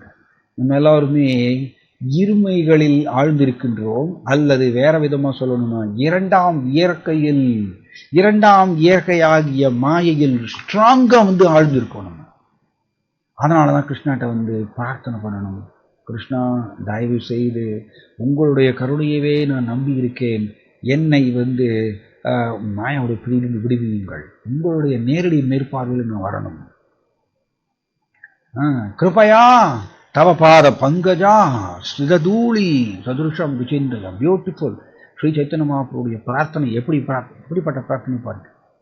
கிருபையா கருணை கூர்ந்து, ஓ கிருஷ்ணா கருணை கூர்ந்து, தவ பாத பங்கஜா ஸ்தித தூளி சதுருஷம் விசிந்தையா. விசிந்தையான கொஞ்சம் நினைச்சு பாருங்க கிருஷ்ணா, உங்களுடைய தாமரை பாதங்கள்ல இருக்கக்கூடிய தூளி, துளின்னு தூசி, நான் உங்களுடைய தொடர்புல இருக்கணும் அதெல்லாம் கேட்கல. ஸ்ரீ சைத்தன்ய மகாபிரபு சொல்றாரு, உங்களோட தாமரை பாதத்துல ஒட்டின்னு இருக்கக்கூடிய ஒரு தூசியாக என்னைய இருப்பதற்கு கொஞ்சம் கருதுங்கள், கொஞ்சம் யோசிப்பாருங்க. அப்படி விசிந்தையா, அப்படி கிருப்பையா, நம்ம கருணை கூர்ந்து அப்படின்னு பிரார்த்தனை பண்றாரு பாத்தீங்களா. அதனாலதான் சொன்னது பிரார்த்தனைங்கிறது சரணாகதியினுடைய ரொம்ப பிரார்த்தனை சரணாகதியை இணைந்து போகும். சரணாகதி மனப்பான்மைன்னு சொன்னாலே அந்த பிரார்த்தனை வந்தே தீரணும். தன்னை தாழ்த்தி கொள்வது, தன்னை தாழ்த்தி கொண்டு தன்னை துச்சமாக கருதி கிருஷ்ணனுடைய கருணையை யாசித்தல், இதுதான் சரணாகதியுடைய ஒரு மனப்பான்மை. பிரார்த்தனை இப்படிப்பட்டது, அப்படிப்பட்ட பிரார்த்தனை. ஞாபகம் வச்சுக்கணும், நம்ம எப்படி பிச்சைக்காரி கேட்குறாங்க அந்த மாதிரியா நம்ம கிருஷ்ணாட்ட டெய்லி கேட்கணும். நான் ஓ எஸ் எஸ் எஸ், நான் நல்ல சாதனை நல்லா பண்ணிட்டேன், காலையில் எழுந்திரிச்சு எல்லாமே நல்லா பண்ணி முடிச்சுட்டேன், எனக்கு எந்த ஒரு மயக்கமும் கிடையாது, கிருஷ்ணா எனக்கு உங்களை கருணையை கொடுங்க, இப்படியெல்லாம் கேட்டால் கிடைக்காது. நம்ம அப்போ ரோல்ஸ் ராய்ஸ் காரில் நம்ம பிச்சை கேட்குற மாதிரி ஆகிடும். கிருஷ்ணா கொடுக்க மாட்டார். எஸ் கிருஷ்ணா என்னை ஏற்றுக்கொள்ளுங்கள், எப்படியோ உங்களை விட்டுட்டு வந்துட்டேன், ரொம்ப கஷ்டப்படுறேன் ஜட உலகத்தில், உங்களுடைய சேர்க்கை இல்லாமல் உங்களுடைய தொடர்பு இல்லாமல் ரொம்ப கஷ்டப்படுறேன், என்னை ஏற்றுக்கொள்ளுங்கள் கிருஷ்ணா. இந்த இந்த உருகி பிரார்த்தனை பண்றோம்ல, கேட்கிறோம்ல, கெஞ்சுறோம் இல்லையா, அந்த கெஞ்சுதல் கிருஷ்ணருடைய ஹிருதயத்தை நெகிழ வைக்கணும். அப்படிப்பட்ட கெஞ்சணும். நம்மளுடைய நிலை அப்படிதான். நான் ஒரு பொழுதும் நினைக்க வேண்டாம் நான் பக்குவம் அடைஞ்சிட்டேன், என்னோட மாயா சக்தியெல்லாம் தாண்டி போயிட்டேன், எனக்கு அனர்த்தம் எல்லாம் கிடையாது, இப்படியெல்லாம் நினைக்கிறது கர்வம். இப்படியெல்லாம் நினைக்கிறது கர்வம். நான் பல வருஷம் இருந்துட்டேன், நான் மூத்த பக்தர், இப்படியெல்லாம் நினைக்கிறது சரணாகதிக்கு கம்ப்ளீட் ஆப்போசிட். ஏன்னா சரணாகதியினுடைய 6வது கொள்கை என்ன? கோப்திருத்வே வரணம் ததா ஆத்ம நிக்ஷேப கார்பண்யே. கார்பண்யேன்னு என்ன? கார்பண்யன்னா பணிவு. One should be meek and humble அப்படிங்கிற பணிவோடு யாசிக்கிறது. அப்ப சரணாகதின்னு ஒருத்தர் உயர்ந்துட்டாருன்னா அவருக்கு பணிவு வந்துடும். அல்லது வேற விதமா சொல்லணும்னா, பணிவு வரலன்னு வச்சுக்கோங்க கிருஷ்ணாவுக்கு முன்னாடி, நாம் சரணாகதியை தொடவே இல்லைன்னு அர்த்தம். எஸ் எஸ் நம்ம பக்தி சாஸ்திரி முடிச்சிடலாம், பக்தி வைபவம் முடிச்சிடலாம், பல பல கோர்ஸ் நம்ம முடிச்சிட்டோம், எஸ் நான் பெரிய பெரிய பக்தர் அப்படின்னு நினைச்சோம்னா சரணாகதிக்கு கம்ப்ளீட் ஆப்போசிட். என்னது? நான் துச்சமானவன் கிருஷ்ணன், நான் துச்சமான ஜீவாத்மா, உங்களை நிராகரித்தவன். கிருஷ்ணரை நிராகரித்தவன் நான் எப்படி நான் பக்குவமானவன் ஆக முடியும்? நான் பக்குவமானவன் எப்படி சொல்ல முடியும்? குற்றமற்றவன் எப்படி சொல்ல முடியும்? நான் கிருஷ்ணரை நிராகரித்தவன். ஸோ அதனால என்னை மன்னிச்சிருங்க கிருஷ்ணா, என்னை ஏற்றுக்கொள்ளுங்கள் கிருஷ்ணா. இந்த பணிவு கலந்து இந்த பிரார்த்தனை. ஸோ அதனாலதான் 6வது கொள்கை கார்பண்யே அப்படிங்கிறது இந்த பணிவு. நம்ம பக்தியில உயர உயர ஒருத்தருக்கு பணிவு அதிகரிக்கும். அல்லது வேற விதமா சொல்லணும்னா, ஒருத்தருக்கு பணிவே வரலன்னு வச்சுக்கோங்க, பொய் அகங்காரத்தை பிடிச்சிட்டு நான் பெரிய ஆளு, நான் 30 வருஷமா இருக்கேன், நான் 40 வருஷமா இருக்கேன், நான் எனக்கு எல்லாமே தெரியும், எனக்கு எல்லா தத்துவங்களும் எல்லாமே தெரியும், எனக்கு எல்லா ஸ்லோகங்களும் எனக்கு மனப்பாடமா தெரியும், நான் யாரை பற்றியும் யாருக்கு கீழ்ப்படி வேண்டிய அவசியம் இல்லை, இப்படியெல்லாம் சிந்தனை நம்மளுக்கு வந்துச்சுன்னா 6வது கொள்கை முறியடிக்கப்படுகின்றது. அப்ப சரணாகதி கிடையாது. சரணாகதி இல்லைன்னா மாயாவை தாண்ட முடியாது இல்லையா? அப்ப ஸ்ட்ரைட் ஆப்போசிட். ஜட உலகத்துல எப்படின்னா, ஜட உலக சிந்தனையும் ஆன்மீக சிந்தனையும் ஒண்ணுக்கு ஒண்ணு புறம்பானது, ஒத்துவராது. ஜட உலக சிந்தனைகள் எப்படி? ஒருத்தர் ஒரு பக்தர் நான் பேர் சொல்ல மாட்டேன், ஒரு பக்தர் சொன்னார், நான் ஆரம்பத்துல அவருக்கு ஒரு சேவை கொடுக்கறதுக்கு என்னை ஏற்பாடு பண்ணாங்க, நீ அவருக்கு சேவை கொடுக்கணும் அப்படின்னு சொன்னாங்க. ஸோ நான் அவருக்கு பிரபு இந்த சேவையை நீங்கள் செய்கிறீங்களா அப்படின்னு அவர்கிட்ட நான் கேட்டேன். அதுக்கு அவர் என்ன சொன்னார்னா, பிரபு ஒரு நிமிஷம் இருங்க அப்படின்னு சொல்லிட்டு ஒரு பேப்பர் எடுத்தார். ஒரு பேப்பர் எடுத்து தம் பேர் எழுதினார். தம் பேர் எழுதிட்டு பேருக்கு பின்னாடி தான் படித்த பட்ட படிப்பு எல்லாத்தையும் வரிசையாக எழுதினார். தான் படித்த பட்ட படிப்பு எல்லாத்தையும் வரிசையாக அந்த பேருக்கு பின்னாடி எழுதினார். எழுதிட்டு அது ஒரு பெரிய லைன் போச்சு. எழுதிட்டு அந்த பேப்பரை எங்கிட்ட கொண்டு காமிச்சாரு. பார்த்தீங்களா பிரபு, நான் எத்தனை படிச்சிருக்கேன் தெரியுமா, நீங்கள் என்ன எனக்கு இந்த சர்வீஸ் கொடுக்குறீங்க நீங்கள் அப்படின்னு எங்கிட்ட கேட்டார். இதுதான் நம்மளுடைய பட்ட படிப்பு.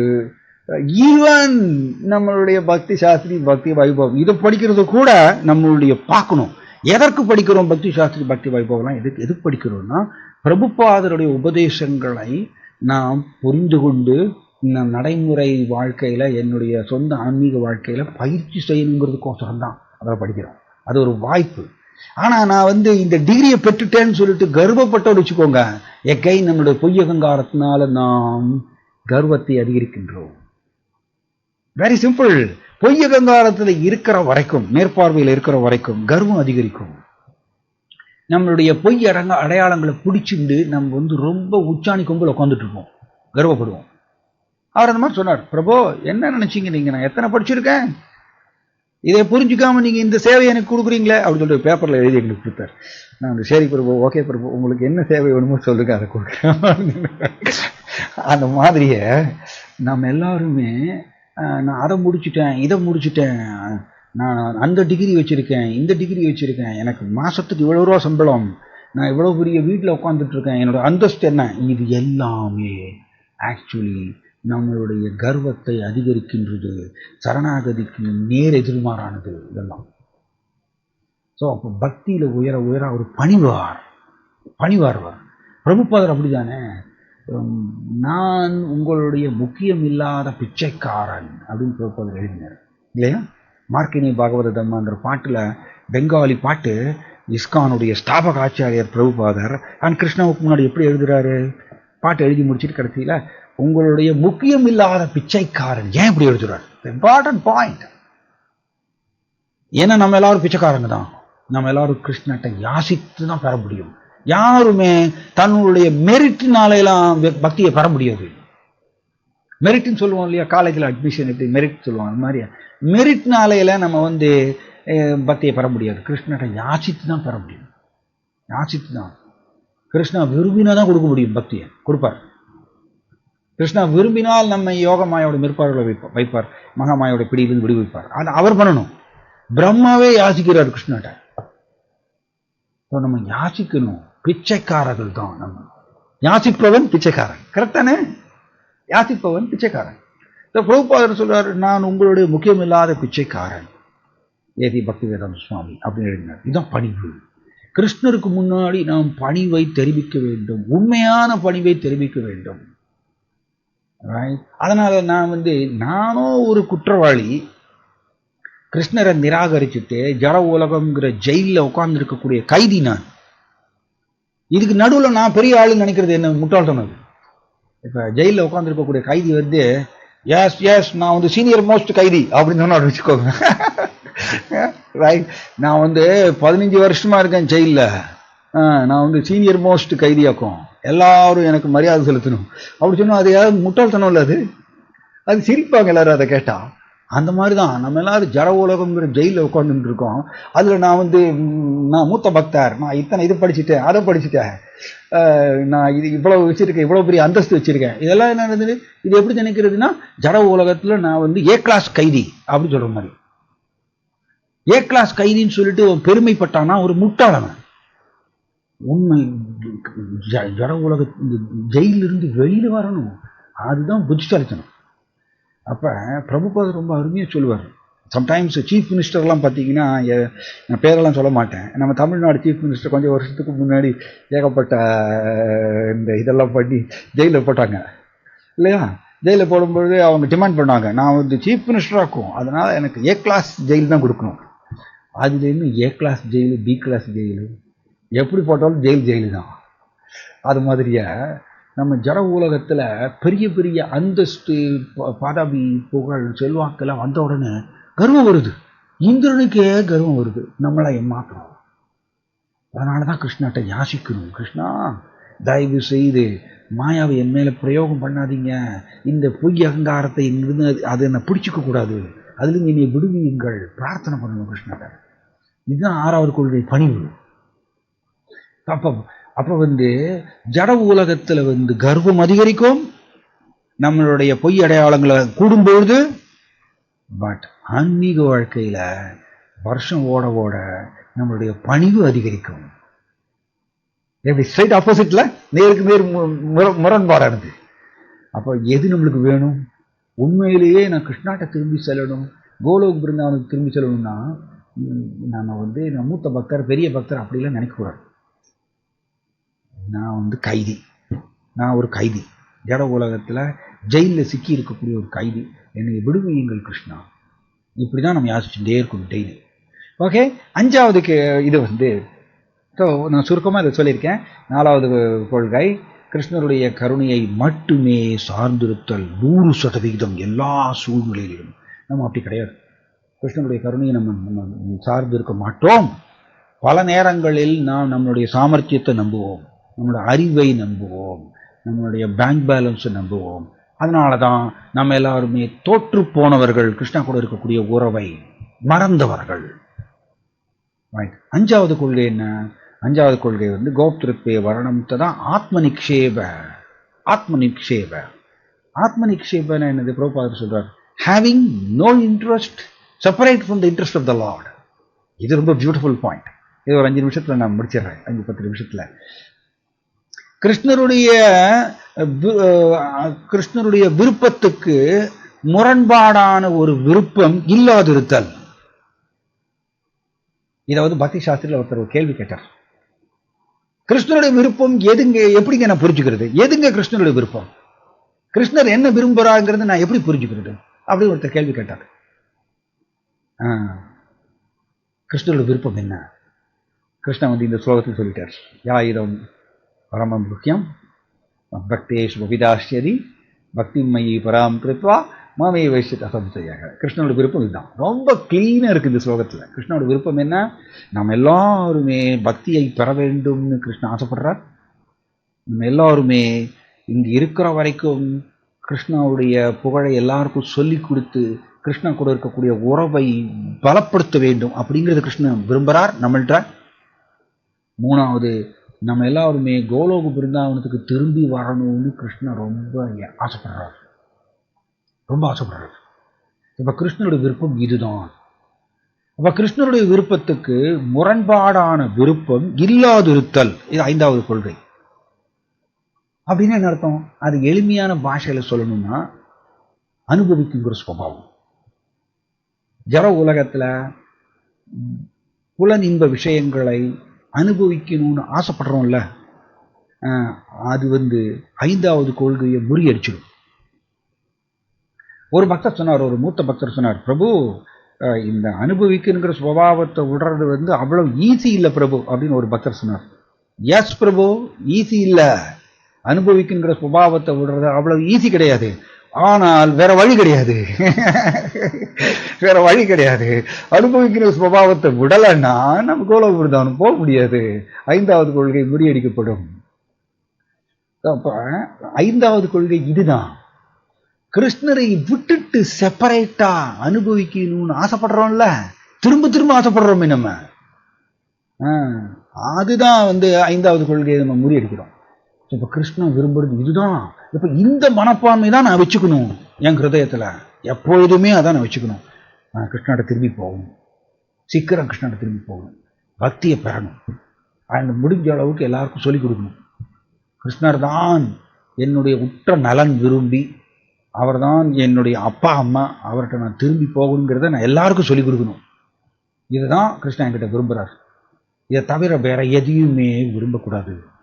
வேற எதையாவது விரும்பினா அந்நிய அபிலாஷித சூன்யம்னு படிக்கிறோம் இல்லையா, அதுவும் இங்க 5வது கொள்கை, having no interest separate from the interest of the lord. 2 ஒரே கொள்கை தான், வித்தியாசம் கிடையாது. கிருஷ்ணர் போதிக்கிறதும் ஸ்ரீ சைத்தன்ய மகாபிரபு போதிக்கிறதும் ஸ்ரீல ரூப கோஸ்வாமி போதிக்கிறதும் எந்த வித்தியாசமும் கிடையாது. ஸ்ரீல ரூப கோஸ்வாமி என்ன சொல்றாரு? அந்நிய அபிலாஷித சூன்யம், கிருஷ்ணரை தவிர்த்து மற்ற ஆசைகள் 0 இருக்கணும். 5வது கொள்கை அதேதான். கிருஷ்ணருடைய விருப்பத்துக்கு புறம்பான ஒரு விருப்பம் இல்லாதிருத்தல். அது என்னது அப்படின்னா, கார் வேணும்னு ஆசைப்படுறோமே, பங்களா வேணும்னு ஆசைப்படுறோமே, அதுதான் 5வது கொள்கையை முறியடிக்கக்கூடியது. பக்தர் அப்படின்னா எதிர்ஷ்டா லாப சந்துஷ்டம், என்ன வருதோ. அது எனக்கு ஒரு சின்ன ஒரு எக்ஸ்பீரியன்ஸு. ஆசிரமத்துக்குள்ள வந்து ஒரு ரூம்ல நான் என்னை வச்சிருந்தாங்க. ஒரு ரூம்ல இருக்கிறதுக்கு என்னை வச்சிருந்தாங்க. கடந்த ஒரு வருடத்துக்குள்ள ஆசிரமத்துக்குள்ளேயே நான் மேலே வந்து ஆசிரமத்தில் எனக்கு வந்து மேலே ஒரு ஹால், அந்த ஹாலில் நாங்கள் எல்லோரும் மற்ற பிரம்மச்சாரிகள் கூட நானும் அதில் இருந்தேன், அந்த ரூமில் இருந்தேன். ஒரு ஹால் அதில் தான் வந்து ரொம்ப வருஷமாக இருந்தேன். இந்த ஒரு வருஷத்தில் ஏகப்பட்ட மாற்றம். ஸோ அங்கே இருந்து திடீர்னு கீழே கொண்டு வந்து நம்மளை போட்டாங்க. அப்போ நான் உடனே புரிஞ்சுட்டேன், ஓகே எதுவுமே நிரந்தரம் கிடையாது ஜட உலகத்தில். எதுவும் ரூமா நிரந்தரம், எதுவுமே நிரந்தரம் கிடையாது, எப்போ வேணால் அது விட வேண்டியிருக்கும் அப்படிங்கிற ஒரு ரியலைசேஷன் கிடைச்சது. சரி, கீழே வந்தோன்னா அதுக்கு ஒரு ரூம் கொடுத்தாங்க. அதனால் எதையுமே பெரிய பெரிய ஏற்பாடு பண்ணக்கூடாது ஜட உலகத்தில். ஜட உலகத்தில் வந்து பிரபுபாதர் ரொம்ப அருமையாக சொல்லுவார், மெஷினுக்கு என்ன தேவை. இதை வந்து ரொம்ப வருஷத்துக்கு முன்னாடி 2001 ஒரு கம்பெனி இன்டர்வியூ அப்போ போனேன். நான் அப்போ வெளியில் ஒர்க் பண்ணிட்டு இருந்தேன். ஒரு கம்பெனி இன்டர்வியூவில் அந்த ஜென்ரல் மேனேஜர் வந்து என்கிட்ட, அப்போ நான் இஸ்கானில் வந்து காங்கிரிகேஷனை வெளியில் இருந்து அப்படி இருந்தேன். அப்போ என்கிட்ட வந்து ஒரு கேள்வி கேட்டார்.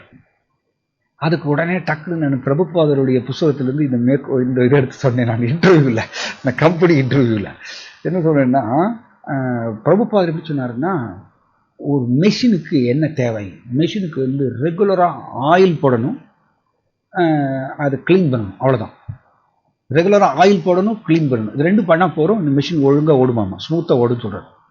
அது மாதிரியே ஒரு பக்தருக்கு உடம்பையும் ஆத்மாவையும் சேர்த்து வைப்பதற்கு என்ன அடிப்படை தேவையோ அது மட்டும்தான் நம்ம ஒரு பக்தர் வந்து அதை பெறுவாரம்மா.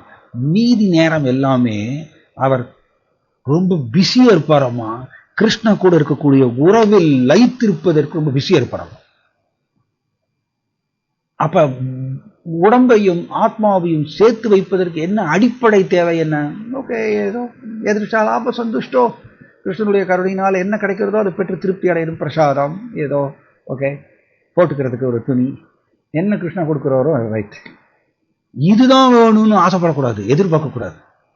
இதுதான் வேணும்னு எதிர்பார்த்தோம்னா ஆக்சுவலி இந்த எதிர்ஷா லாப சந்துஷ்டோ அப்படின்னு இந்த கொள்கை வந்து பியூட்டிஃபுல் கொள்கை.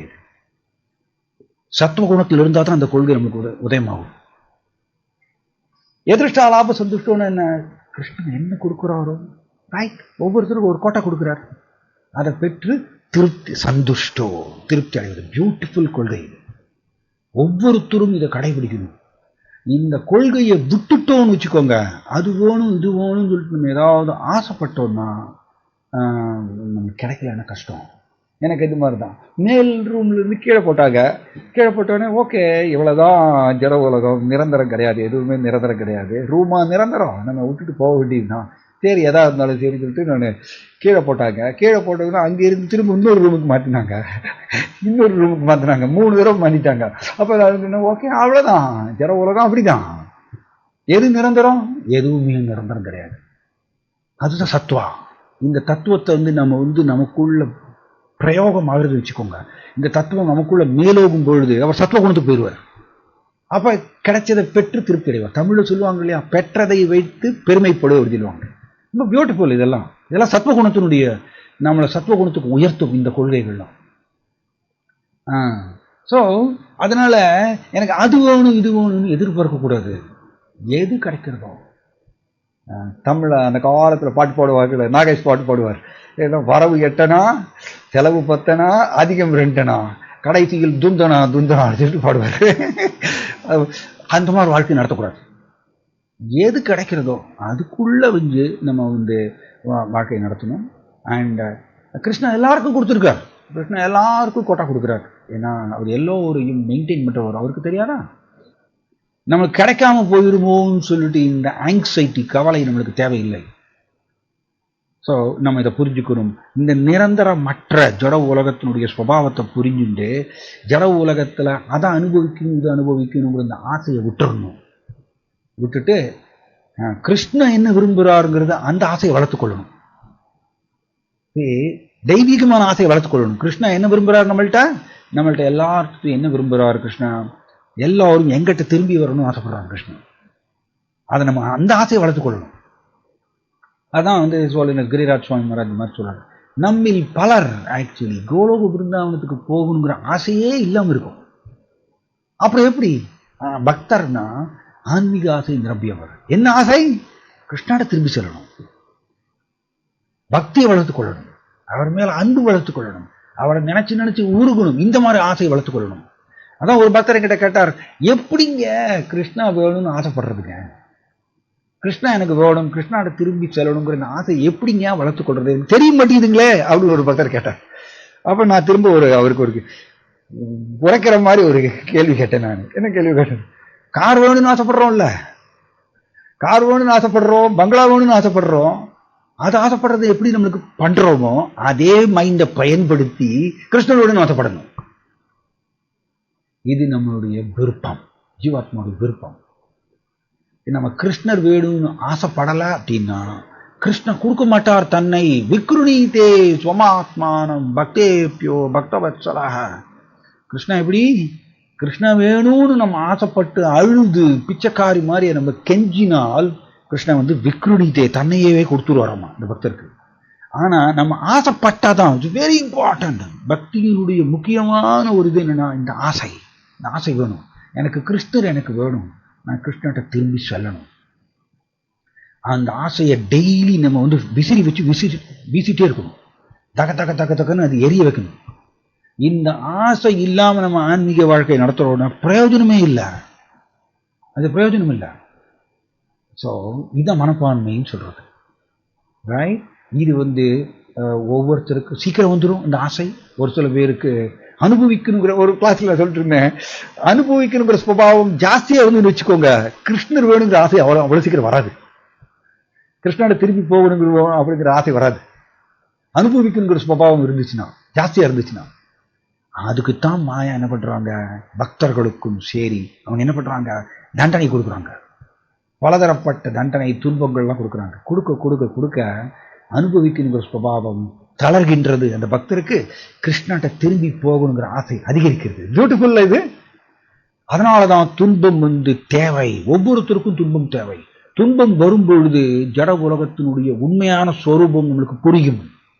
நம்மளுடைய பொய் அகங்காரம் கலைய ஆரம்பிக்கும். துன்பம் வரும்பொழுது, துன்பம் வரலைன்னா பொய் அகங்காரம் கலையாது. அதனாலதான் சொன்னேன், ஜட உலகத்துல எப்பொழுதுமே அவங்களுடைய சுபாவம் எப்படி, ஜட உலகத்திற்குரிய மனுஷனுடைய சுபாவம் என்னன்னா துன்பமே வரக்கூடாது, சௌக்கியமா இருக்கணும், அப்படிதான் அவங்களுடைய சுபாவம். ஆனா ஒரு கிருஷ்ண உணர்வு உள்ள பக்தருடைய சுபாவம் என்னன்னா துன்பம் எனக்கு மேல் மேலும் கொடுங்க. அப்படிதானே குந்தி தேவி பிரார்த்தனை பண்றாங்க, விபத சந்துதா சஸ்வாத் தத்ர தத்ர ஜெகத்குரோ பகவதோ தர்ஷனம் யஸ்யான் அப்புனார் பகவதர்ஷனம். குந்தி தேவி அப்படின்னு சொல்லலாம், துன்பம் மேல மேல கொடுங்க. ஏன்னா துன்பம் வரும் பொழுது நம்மளுடைய பொய் அகங்காரம் உடைக்கப்படும், கலைக்கப்படும். நம்மளுடைய உண்மையான சொரூபம் நம்மளுக்கு புரியும், ஜட உலகத்துடைய உண்மையான இயற்கை நம்மளுக்கு புரியும், நம்மளுடைய உறவினர்களுடைய உண்மையான மனப்பான்மை நம்மளுக்கு புரியும், எல்லாமே புரிய ஆரம்பிக்கும். துன்பம் வரும்பொழுது தான், துன்பம் வரும்போது அவங்கெல்லாம் விலகுவாங்க நம்மள்ட்ட இருந்து. அப்ப நம்மளுக்கு புரியும், பக்கத்துல உட்கார்ந்துருக்கிறது கிருஷ்ணன் மட்டும்தான். அப்ப எஸ், கிருஷ்ணா தான் என்னுடைய பொக்கிஷம்னு நம்ம வந்து நம்மளுடைய முழு கவனத்தை அவரை நோக்கி திரும்ப ஆரம்பிச்சோம். அதனாலதான் கிருஷ்ணாவும் பக்தருக்கு துன்பத்தை கொடுக்குறாரு. துன்பம் வந்தா துவண்டு போகக்கூடாது. பக்தி தாக்கப்படுதான் சொல்றாரு. துன்பம் வந்தா ரைட், எஸ், அதுவும் கிருஷ்ணாவோட விருப்பம் தானே. கிருஷ்ணா விரும்பி தானே துன்பம் கொடுக்குறார். கிருஷ்ண விரும்பாம எனக்கு துன்பம் கொடுக்குறார். அவர் விருப்பம் இல்லாம ஒரு புல்லு கூட அசையாது. ஸோ அவர் தான் எனக்கு கொடுக்குறார் துன்பம், புரிஞ்சுக்கணும். இந்த புரிஞ்சுக்காம ஐயோ எனக்கு ஏன் துன்பம் வந்தது, எனக்கு ஏன் இப்படி வந்தது அப்படின்னு சொல்லிட்டு நம்ம புலம்பிட்டு இருந்தோம்னா நம்ம இதை புரிஞ்சுக்கவே இல்லைன்னு அர்த்தம். நம்ம இந்த இந்த கூடம் சொல்றோம் இல்லையா, அந்த மறைந்து இருக்கக்கூடிய ரகசியத்தை நம்ம புரிஞ்சுக்கலன்னு அர்த்தம். Okay, so right. இப்படியாக சத்விதா சரணாகதி 6 கொள்கைகள், சரணாகதியுடைய முக்கியமான கொள்கைகள். இந்த 6 கொள்கைகளில் முன்னாடி சொன்ன மாதிரியா 3, 4, 5, 6 இந்த 4 கொள்கைகளும் மனப்பான்மை சார்ந்தது, ரொம்ப ரொம்ப முக்கியம். அதை எவ்ரிடே நம்முடைய மனப்பான்மையை வளர்த்து கொள்வதற்கு நம்ம முயற்சி செய்யணும், ஆசைப்படணும், விட்டுறணும். அது நம்ம அவந்தி பிராமண கதையில் ஒரு அருமையான ஒரு இது, இந்த 5வது கொள்கையை விவரிக்கும் வகையில் ஒரு அற்புதமான ஒரு கதை இருக்குது. என்னென்னா, ஒரு பருந்து இருந்ததாமா. இந்த பருந்து வாயில் மாமிச துண்டு வச்சுட்டு இருந்ததாமா. ஸோ மற்ற பருந்துகள் எல்லாமே இந்த பருந்தை கொத்துன்னு கொத்தி அது உடம்பு ஃபுல்லாக புண்ணாயிடுச்சாமா. புண்ணா உடனே இந்த பருந்து நினச்சிடாமா, ஏன் எல்லா பருந்தும் என்னை அட்டாக் பண்ணுறாங்க, நான் அப்படி என்ன பண்ணிட்டேன், என்ன வச்சுருக்கேன் அப்படின்னு அது புரியவே இல்லையம்மா. அதே மாயா, அது மாதிரி தான் நம்மளுக்கும் புரியவே புரியாது. ஜட உலகத்தில் நம்ம பிடிச்சிட்டு இருக்கிற வரைக்கும் மாயா நம்மளை அடிச்சுட்டே அடிப்பாங்க. இது அவ்வளோ சீக்கிரம் இது புரியாது. எத்தனை அடி வாங்கினாலும் தொடச்சி போட்டு திரும்ப அதை பிடிச்சிக்கணுங்க. அந்த அனுபவிக்கிற சுபாவத்துக்கு இறுக்கி பிடிச்சிப்போம். அவங்க அடிக்கிறாங்க, திரும்ப அடிக்கிறாங்க. அதனால புத்திசாலியான விட்டுருவார். சீச்சி இந்த பழம் புளிக்கும் விட்டுருவாருமா. அது மாதிரியா இந்த பருந்து என்ன பண்ணிச்சாமா, எதுக்குடா எல்லா பருந்தும் என்னை அட்டாக் பண்ணிட்டே இருக்காங்க, நான் என்ன பண்ணிட்டு வச்சிருக்கேன் வாயில அப்படின்னு. அப்பதான் அது புரிஞ்சுதாமா, ஓ இதுதான் சங்கேதி, நான் வாயில இந்த மாமிச துண்டு வச்சுட்டு இருக்கிறதுனால தான் எல்லா பருந்தும் என்னை அட்டாக் பண்ணுது, கொத்துன்னு உடம்பு ஃபுல்லா வலி எனக்கு. ஸோ பெட்டர் இது வேண்டாம் அப்படின்னு சொல்லிட்டு வாயில வச்சிருக்கக்கூடிய மாமிச துண்டை கீழே போட்டுதான். இது இம்பார்ட்டன்ட், ரொம்ப அற்புதமான உபதேசம். கீழே போட்ட உடனே எல்லா பருந்தினுடைய கவனமும் மாமிச துண்டு மேல போயிடுச்சோம். இந்த பருந்து மெதுவா அப்படி நகர்ந்து வெளியில் நடந்து வந்துச்சான், தப்பிச்சு வந்துச்சான். அதேதான் ஜட உலகத்துல எதையாவது அடையணும்னு பிடிச்சு வச்சிருக்கிற வரைக்கும் மாயா அட்டாக் பண்ணிட்டே இருப்பாங்க நம்மள. விட்டுறணும், சீச்சி இந்த பழம் புளிக்கும் வேண்டாம் எனக்கு இது அப்படி விட்டுட்டீங்கன்னு வச்சுக்கோங்க. லைட் ஆஃப் பாகவதாங்கிற புஸ்தகத்தில் பிரபுபாதர் ரொம்ப அருமையாக எழுதுறார். இந்த மெண்டிகன் they will enjoy the greatest freedom அப்படிங்கிறார். லைக் a free bird அப்படிங்கிறார். எப்படி ஒரு சுதந்திர பறவைன்னு சொல்லுவோம் இல்லையா, சுதந்திர பறவை எப்படி எல்லா இடத்துலையும் பறந்து திரிக்கலாம், அந்த மாதிரிய கம்ப்ளீட்டா கிருஷ்ண உணர்வில் இருக்கக்கூடிய ஒரு பக்தர் எதையுமே அடையணும்னு ஆசைப்படுறது இல்லையா இந்த உலகத்துல. Very important. இந்த உலகத்துல நாம் நாமத்தை பெற வேண்டும்னு ஆசைப்படணும், கிருஷ்ணரை பெறணும்னு ஆசைப்படணும், பக்தியை பெறணும்னு ஆசைப்படணும். Very important. பக்தி யோகத்துல வெளிப்புற ரீதியாக எதையாவது பெறணும்னு ஆசைப்பட்டால் அது கிடைக்காத போது வருந்துவோம், கஷ்டப்படுவோம், கவலைப்படுவோம், மன உளைச்சல் எல்லாம் வரும். ஈவன் பக்தி யோகத்துக்குள்ள கூட வெளிப்புற ரீதியாக எதையாவது பெறணும்னு ஆசைப்பட்டால். பட் நாமம் எப்பொழுதுமே யாருமே எங்கிட்ட இருந்து நாமத்தை பிடுங்க முடியாது இல்லையா? எங்கிட்ட இருந்து நாமத்தை யாராவது பிடுங்க முடியுமா? கிருஷ்ணரை எங்கிட்ட இருந்து யாராவது பிடுங்க முடியுமா? யாருமே பிடுங்க முடியாது. அதனால புத்திசாலியான பக்தர் எனக்கு நாமம் வேண்டும், எனக்கு கிருஷ்ணா வேணும், எனக்கு பக்தி வேணும், இதுக்குதான் ஆசைப்படணும். யாருமே பிடுங்க முடியாது, எந்த சூழ்நிலையிலும் பிடுங்க முடியாது. பட் எனக்கு ஜட உலகத்துல ஈவன் பக்தி யோகத்துக்குள்ளேயே இந்த உலகம் சார்ந்த சில விஷயங்களை பெறணும்னு ஆசைப்படுவோம். பக்தி யோகத்துக்குள்ளேயே அதை பெறணும்னு ஆசைப்பட்டாலும் கூட அது கிடைக்கலன்னு வச்சுக்கோங்க, வருத்தம் வரும், விட்டுறணும். ஸோ அந்த காலத்தில் ஒரு பாட்டு வருது, சட்டி சுட்டதரா கை விட்டதரா சொல்லுவாங்க. ரொம்ப அருமையான பாயிண்ட் இதெல்லாம். சட்டி சுட்டதரா கை விட்டதரா. சட்டி சுட்டதடான்னா என்ன அர்த்தம்? சட்டி சுட்டதடான்னா ஜட உலகத்தினுடைய உண்மையான சொரூபம் எனக்கு புரிஞ்சிருச்சு, வேண்டாம் எனக்கு இது, எனக்கு வேண்டாம், எனக்கு கிருஷ்ணா போரும், எனக்கு பக்தி போரும், எனக்கு நாமம் போரும். Then you can be happy. Always நீங்க சந்தோஷமா இருக்கலாம். யாருமே உங்களுடைய சந்தோஷத்தை தொந்தரவு பண்ண முடியாது. ஆனால் நான் use to say this point. இப்போ யாத்ரா சம்டைம்ஸ் நம்ம ஆசிரமத்தில் பிரம்மச்சாரிகள் கம்மியான பிரம்மச்சாரிகள் இருக்கும்பொழுது காங்கிரிகேஷன் டூரிஸ்ட்லாம் யாத்ரா போவாங்க. மாயாப்பூர், பிருந்தாவன் எல்லாம் யாத்ரா போவாங்க. ஆரம்ப காலத்தில் யாத்ரா போக முடியலையேன்னு சொல்லிட்டு வருத்தம் இருக்கும். அப்புறம்னா கொஞ்சம் கொஞ்சமாக புரிஞ்சுது, ஓகே அது கூட நம்ம வச்சுக்க கூடாது, ஏன்னா அதுவும் வெளிப்புற ரீதியானது தானே. பட் நாமத்திலேயே எல்லா யாத்திராவும் இருக்கு. அப்படிதான் கிருஷ்ணன் ஆதி புராணத்தில் சொல்றாரு அர்ஜுனாவுக்கு, கிருஷ்ணனுடைய நாமத்துல எல்லா புனித ஸ்தலங்களும் இருக்காங்க, எல்லா யாத்திராவும் இருக்கு. அதை புரிஞ்சுட்டு நாமத்தையே பிடிச்சிப்போம் போறோம். ஸோ வெளிப்புற ரீதியாக யாத்ரா போனா தான் எனக்கு வந்து பக்தி அப்படின்னு ஒரு சுபாவத்தை வளர்த்து கொண்டால் வேணுன்ட்டே மாயா என்ன பண்ணுவாங்க, கிடைக்காத மாதிரி பண்ணுவாங்க. கிடைக்கலன்னு நம்மளுக்கு உடனே வருத்தம், கவலை, கோபம், எல்லாரும் மேல கோபம் எல்லாம் வரும். அதனால தான் திரும்ப திரும்ப இதை டிஸ்கஸ் பண்றோம். நாமத்தை பிடிச்சிக்கணும், கிருஷ்ணரை பிடிச்சிக்கணும், பக்தி பிடிச்சிக்கணும். இந்த மூணையும் நம்மள்ட்ட இருந்து யாருமே பிடுங்க முடியாது, வைக்க முடியாது. அதுக்கு பேர் தான் 5வது கொள்கை. கிருஷ்ணனுடைய விருப்பத்தை தவிர முரண்பாடான எந்த விருப்பமும் வைத்துக் கொள்ளாமல் இருத்தார். ஓகே, இப்படி இந்த சரணாகதி வந்து பார்க்கறதுக்கு வார்த்தை வந்து ரொம்ப சுலபமான ஒரு வார்த்தை மாதிரி இருக்கும். ஆனா ரொம்ப டீப். அதை அடையறதில்லை, அவ்வளவு சீக்கிரம் நம்ம அதை அடையறதில்லை. இந்த கொள்கைகளை எல்லாம் நாம் வளர்த்து கொள்ளும்போது சரணாகதியை பெறுகின்றோம். ஓகே, யாருக்காவது ஏதாவது சந்தேகம், கேள்வி இருந்தால் கேட்கலாம்.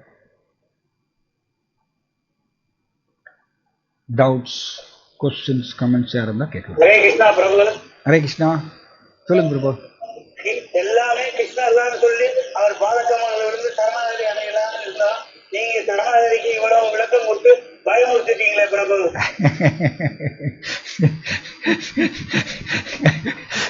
கவலைப்படாதீங்க, இது வந்து நான் சொல்லல, ஸ்ரீ சைத்தன்ய மகாபிரபு சொல்லி கொடுத்த உபதேசம். ஸோ சரணாகதி வந்து சரணாகதியில இவ்வளவு இருக்கு. ஆமா, அவ்வளவு நுணுக்கமான விஷயங்கள் இருக்கு. ஆனால் நாம் உங்களுக்கு ஸ்ரீ சைத்தன்ய மகாபிரபு சொல்லி கொடுத்த பிரகாரம் நாமத்தையே இறுக்கி பிடிச்சிட்டோம்னு வச்சுக்கோங்க.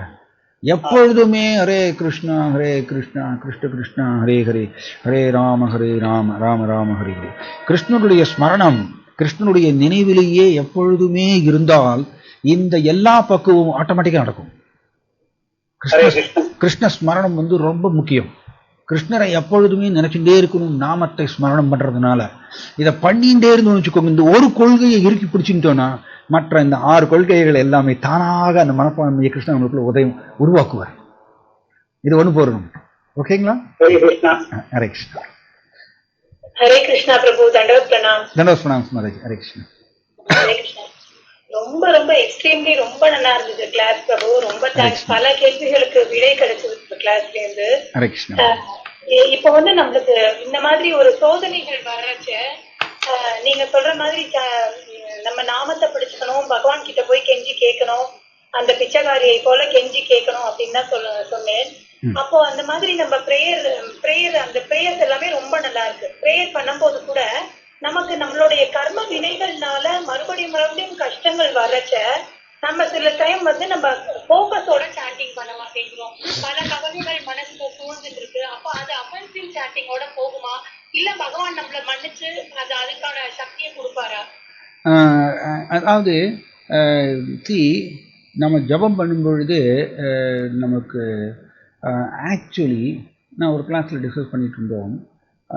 ரஜஸ் வந்து நம்ம மேலே பிரயோகமாகும் பொழுது அப்படி ஜபம் பண்ணோம்னா நம்மளுக்கு பலவிதமான ஜட ரீதியான எண்ணங்கள் வரும் நமக்குள்ள. ரஜஸுடைய இன்ஃப்ளூயன்ஸ் தாக்குதல்னால தான் பலதரப்பட்ட ஜட ரீதியான எண்ணங்கள் நமக்கு வருது வைல்ட் சாண்டிங் ஜபம் பண்ணும்பொழுது. அண்ட் ஜபம் பண்ணும்பொழுது நம்மளுக்கு தூக்கம் வருதுன்னா தாமஸுடைய தாக்குதல்னால தான் நம்மளுக்கு தூக்கம் வருது. இந்த ரெண்டும் நம்மளுக்கு நடந்துகிட்டே இருக்கு. ஸோ அப்போ சத்வால நம்ம வந்து சத்வ குணத்தில், அதனால தான் வந்து சச்சினந்தன சுவாமி மகாராஜ் என்ன சொல்றாருன்னா, ஜபம் பண்ணும்பொழுது கிருஷ்ணா கூட இருக்கக்கூடிய உறவை நம்ம ஞாபகப்படுத்திக் கொள்ளணும்னு சொல்றாரு. நான் கிருஷ்ணரை சார்ந்தவன், அவருடைய பின்ன பகுதி, நான் ஒரு தெய்வீகமான வஸ்து அப்படிங்கிற அந்த உறவை ஞாபகப்படுத்தி கொண்டு தென் நம்ம ஜபம் பண்ணும் பொழுது இந்த மற்ற எண்ணங்கள் வந்து டெம்பரரியா விலகும். இந்த பொய் அகங்காரம் இருக்கிற வரைக்கும் வந்துட்டே தான் இருக்கும், இந்த தாட்ஸ் வந்துட்டே தான் இருக்கும். நான் என்ன பண்ணுவேன்னா, யூஸ் டு டூ திஸ், என்னன்னா இந்த மாதிரி டிஸ்டர்பன்ஸ் வரும்பொழுது ஜபம் பண்ணும் பொழுது ஒரு தொந்தரவு கொடுக்கக்கூடிய ஒரு எண்ணங்கள் நம்மளுக்கு வருதுன்னா நம்ம அப்படியே தொடரக்கூடாது, கண்டினியூ பண்ணக்கூடாது. அப்படியே கண்டினியூ பண்ணுறோன்னு வச்சுக்கோங்க, நம்ம அந்த இடத்துல தான் நாம அபராதம் வருது. தெரிஞ்சுட்டே அதே தொந்தரவு கொடுக்கக்கூடிய எண்ணங்களை மனசுல நினைச்சுட்டே நம்ம வாயில ஜபம் பண்ணணும்னா நம்ம நாம அபராதத்தை பண்றோம். அங்கதான் நம்ம உடனே அதை மாற்றணும். எப்படி மாற்றணும்னா பல பல மெத்தட்ஸ் இருக்கு. பக்திவினோத் தாக்கூர் வந்து சம்பந்தா மெடிடேஷன் சொல்றாரு. பக்திவினோத் தாக்கூர் சம்பந்தா மெடிடேஷன்னா சம்பந்தான்னா கிருஷ்ணா கூட இருக்கக்கூடிய உறவை ஞாபகப்படுத்திக்கணும். எனக்கு எதுவும் கிடையாது, நான் அவருடைய பின்ன பகுதி, அவரை சார்ந்தவர். இதை வந்து பக்தி வினோத் தாக்கூர் சொல்லிக்கிறார். இன்னொன்று என்ன அப்படின்னா, யஸ்மரேத் புண்டரீகாக்ஷன் சொல்லியிருக்கேன், சபாஹ்யா அபியண்டர சுஜிரி. கிருஷ்ணரை நினைத்தால் உள்ளே தூய்மை அடையலாம். உள்ள வந்து அசுத்தமான எண்ணங்கள் வர்றதுனால தானே நம்மளுக்கு அது தொந்தரவா ஃபீல் பண்றோம். அப்ப கிருஷ்ணரை நாம நினைக்கலாம். நான் என்ன பண்ணுவேன், ஜபம் பண்ணும்பொழுது இந்த மாதிரி தொந்தரவு கொடுக்கக்கூடிய எண்ணங்கள் வந்துச்சுன்னா நிறுத்திட்டு மனசுக்குள்ள கிருஷ்ணருடைய நாமத்தை நினைப்பேன். மனசுக்குள்ள வந்து கிருஷ்ணருடைய நாமத்தை கொஞ்சம் நினைக்கும் பொழுது உடனே இது விலகும். உங்களால வந்து கொஞ்சம் வந்து கவனித்து உங்களால ஜபம் பண்றதுக்கு முடியும். ஏன்னா அந்த டிஸ்டர்பன்ஸ் வந்து உடனே விலகும். இதை வந்து அடிக்கடி நான் அது பண்ணுவேன். ஜபம் பண்ணும்போது கொஞ்சம் நடுவில் நிறுத்திட்டு மனசுல கிருஷ்ணனுடைய நாமத்தை நிறுத்துவேன். கிருஷ்ணரை நினைப்பேன், கிருஷ்ணனுடைய நாமத்தை நினைப்பேன் மனசுல. அது நினைக்கும் பொழுது தொந்தரவுகள் உடனே விலகும்.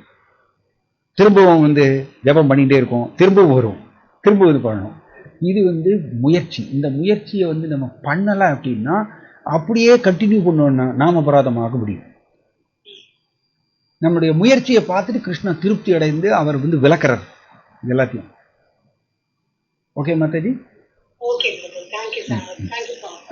ஹரே கிருஷ்ணா, ஹரே கிருஷ்ணா. ஓகே, நீங்க முடிச்சுக்கலாமா? ரைட், சரி. நம்ம இங்க ஹரே கிருஷ்ணா,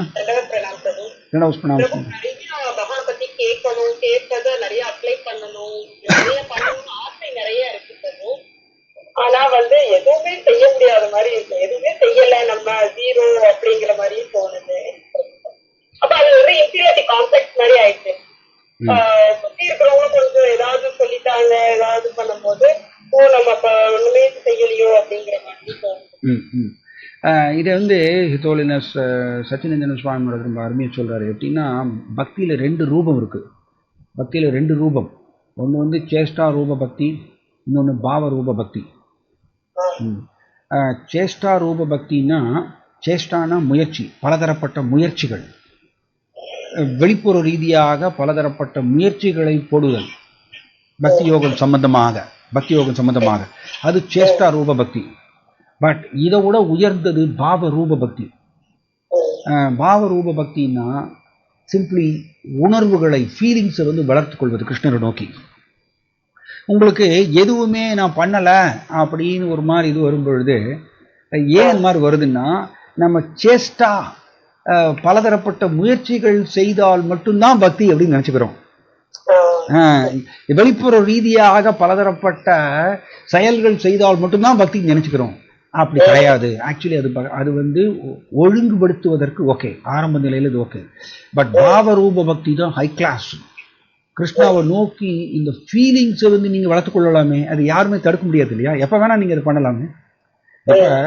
இப்போ வந்து பலதரப்பட்ட செயல்கள் செய்யறதுங்கிறது வந்து என்னுடைய உடம்பு ஒத்துழைக்கிற வரைக்கும் தான் இல்லையா? என் உடம்பு வயசாக என் உடம்பு ஒத்துழைக்காது. ஸோ வெளிப்புற ரீதியாக பலதரப்பட்ட செயல்கள் என்னால் செய்ய முடியாம போகலாம்.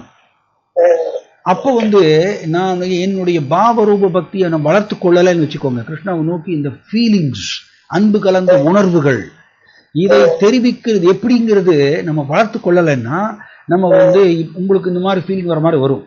எதுவுமே நம்ம பண்ணல அப்படி. நோ, ஆக்சுவலி கிருஷ்ணா கூட இருக்கக்கூடிய அந்த கிருஷ்ணரை நினைச்சு உருகிறது மிக உயர்ந்த பக்தி. கிருஷ்ணரை நினைத்து உருகுதல், கிருஷ்ணாட்ட நான் திரும்பி போகணும், கிருஷ்ணா எப்பொழுது வந்து சேருவேன், இது உருகுறது வந்து ஹை கிளாஸ் பக்தி. அதுக்கு ஈடான பக்தி எதுவும் கிடையாது. அதனால அதை பழகணும், அதுதான் பெஸ்ட். ஓகே, வெளிப்புற ரீதியான முயற்சி போட்டா மட்டும்தான் பக்தின்னு நினைச்சுட்டா தவறு. அது ஒழுங்குபடுத்துவதற்கு தான் அது நம்மள. Okay, right. நான் இங்கே முடிச்சுக்கிறேன். தேங்க்யூ. ஹரே கிருஷ்ணா. நான் இங்கே முடிச்சுக்கிறேன். தேங்க்யூ. ஹரே கிருஷ்ணா.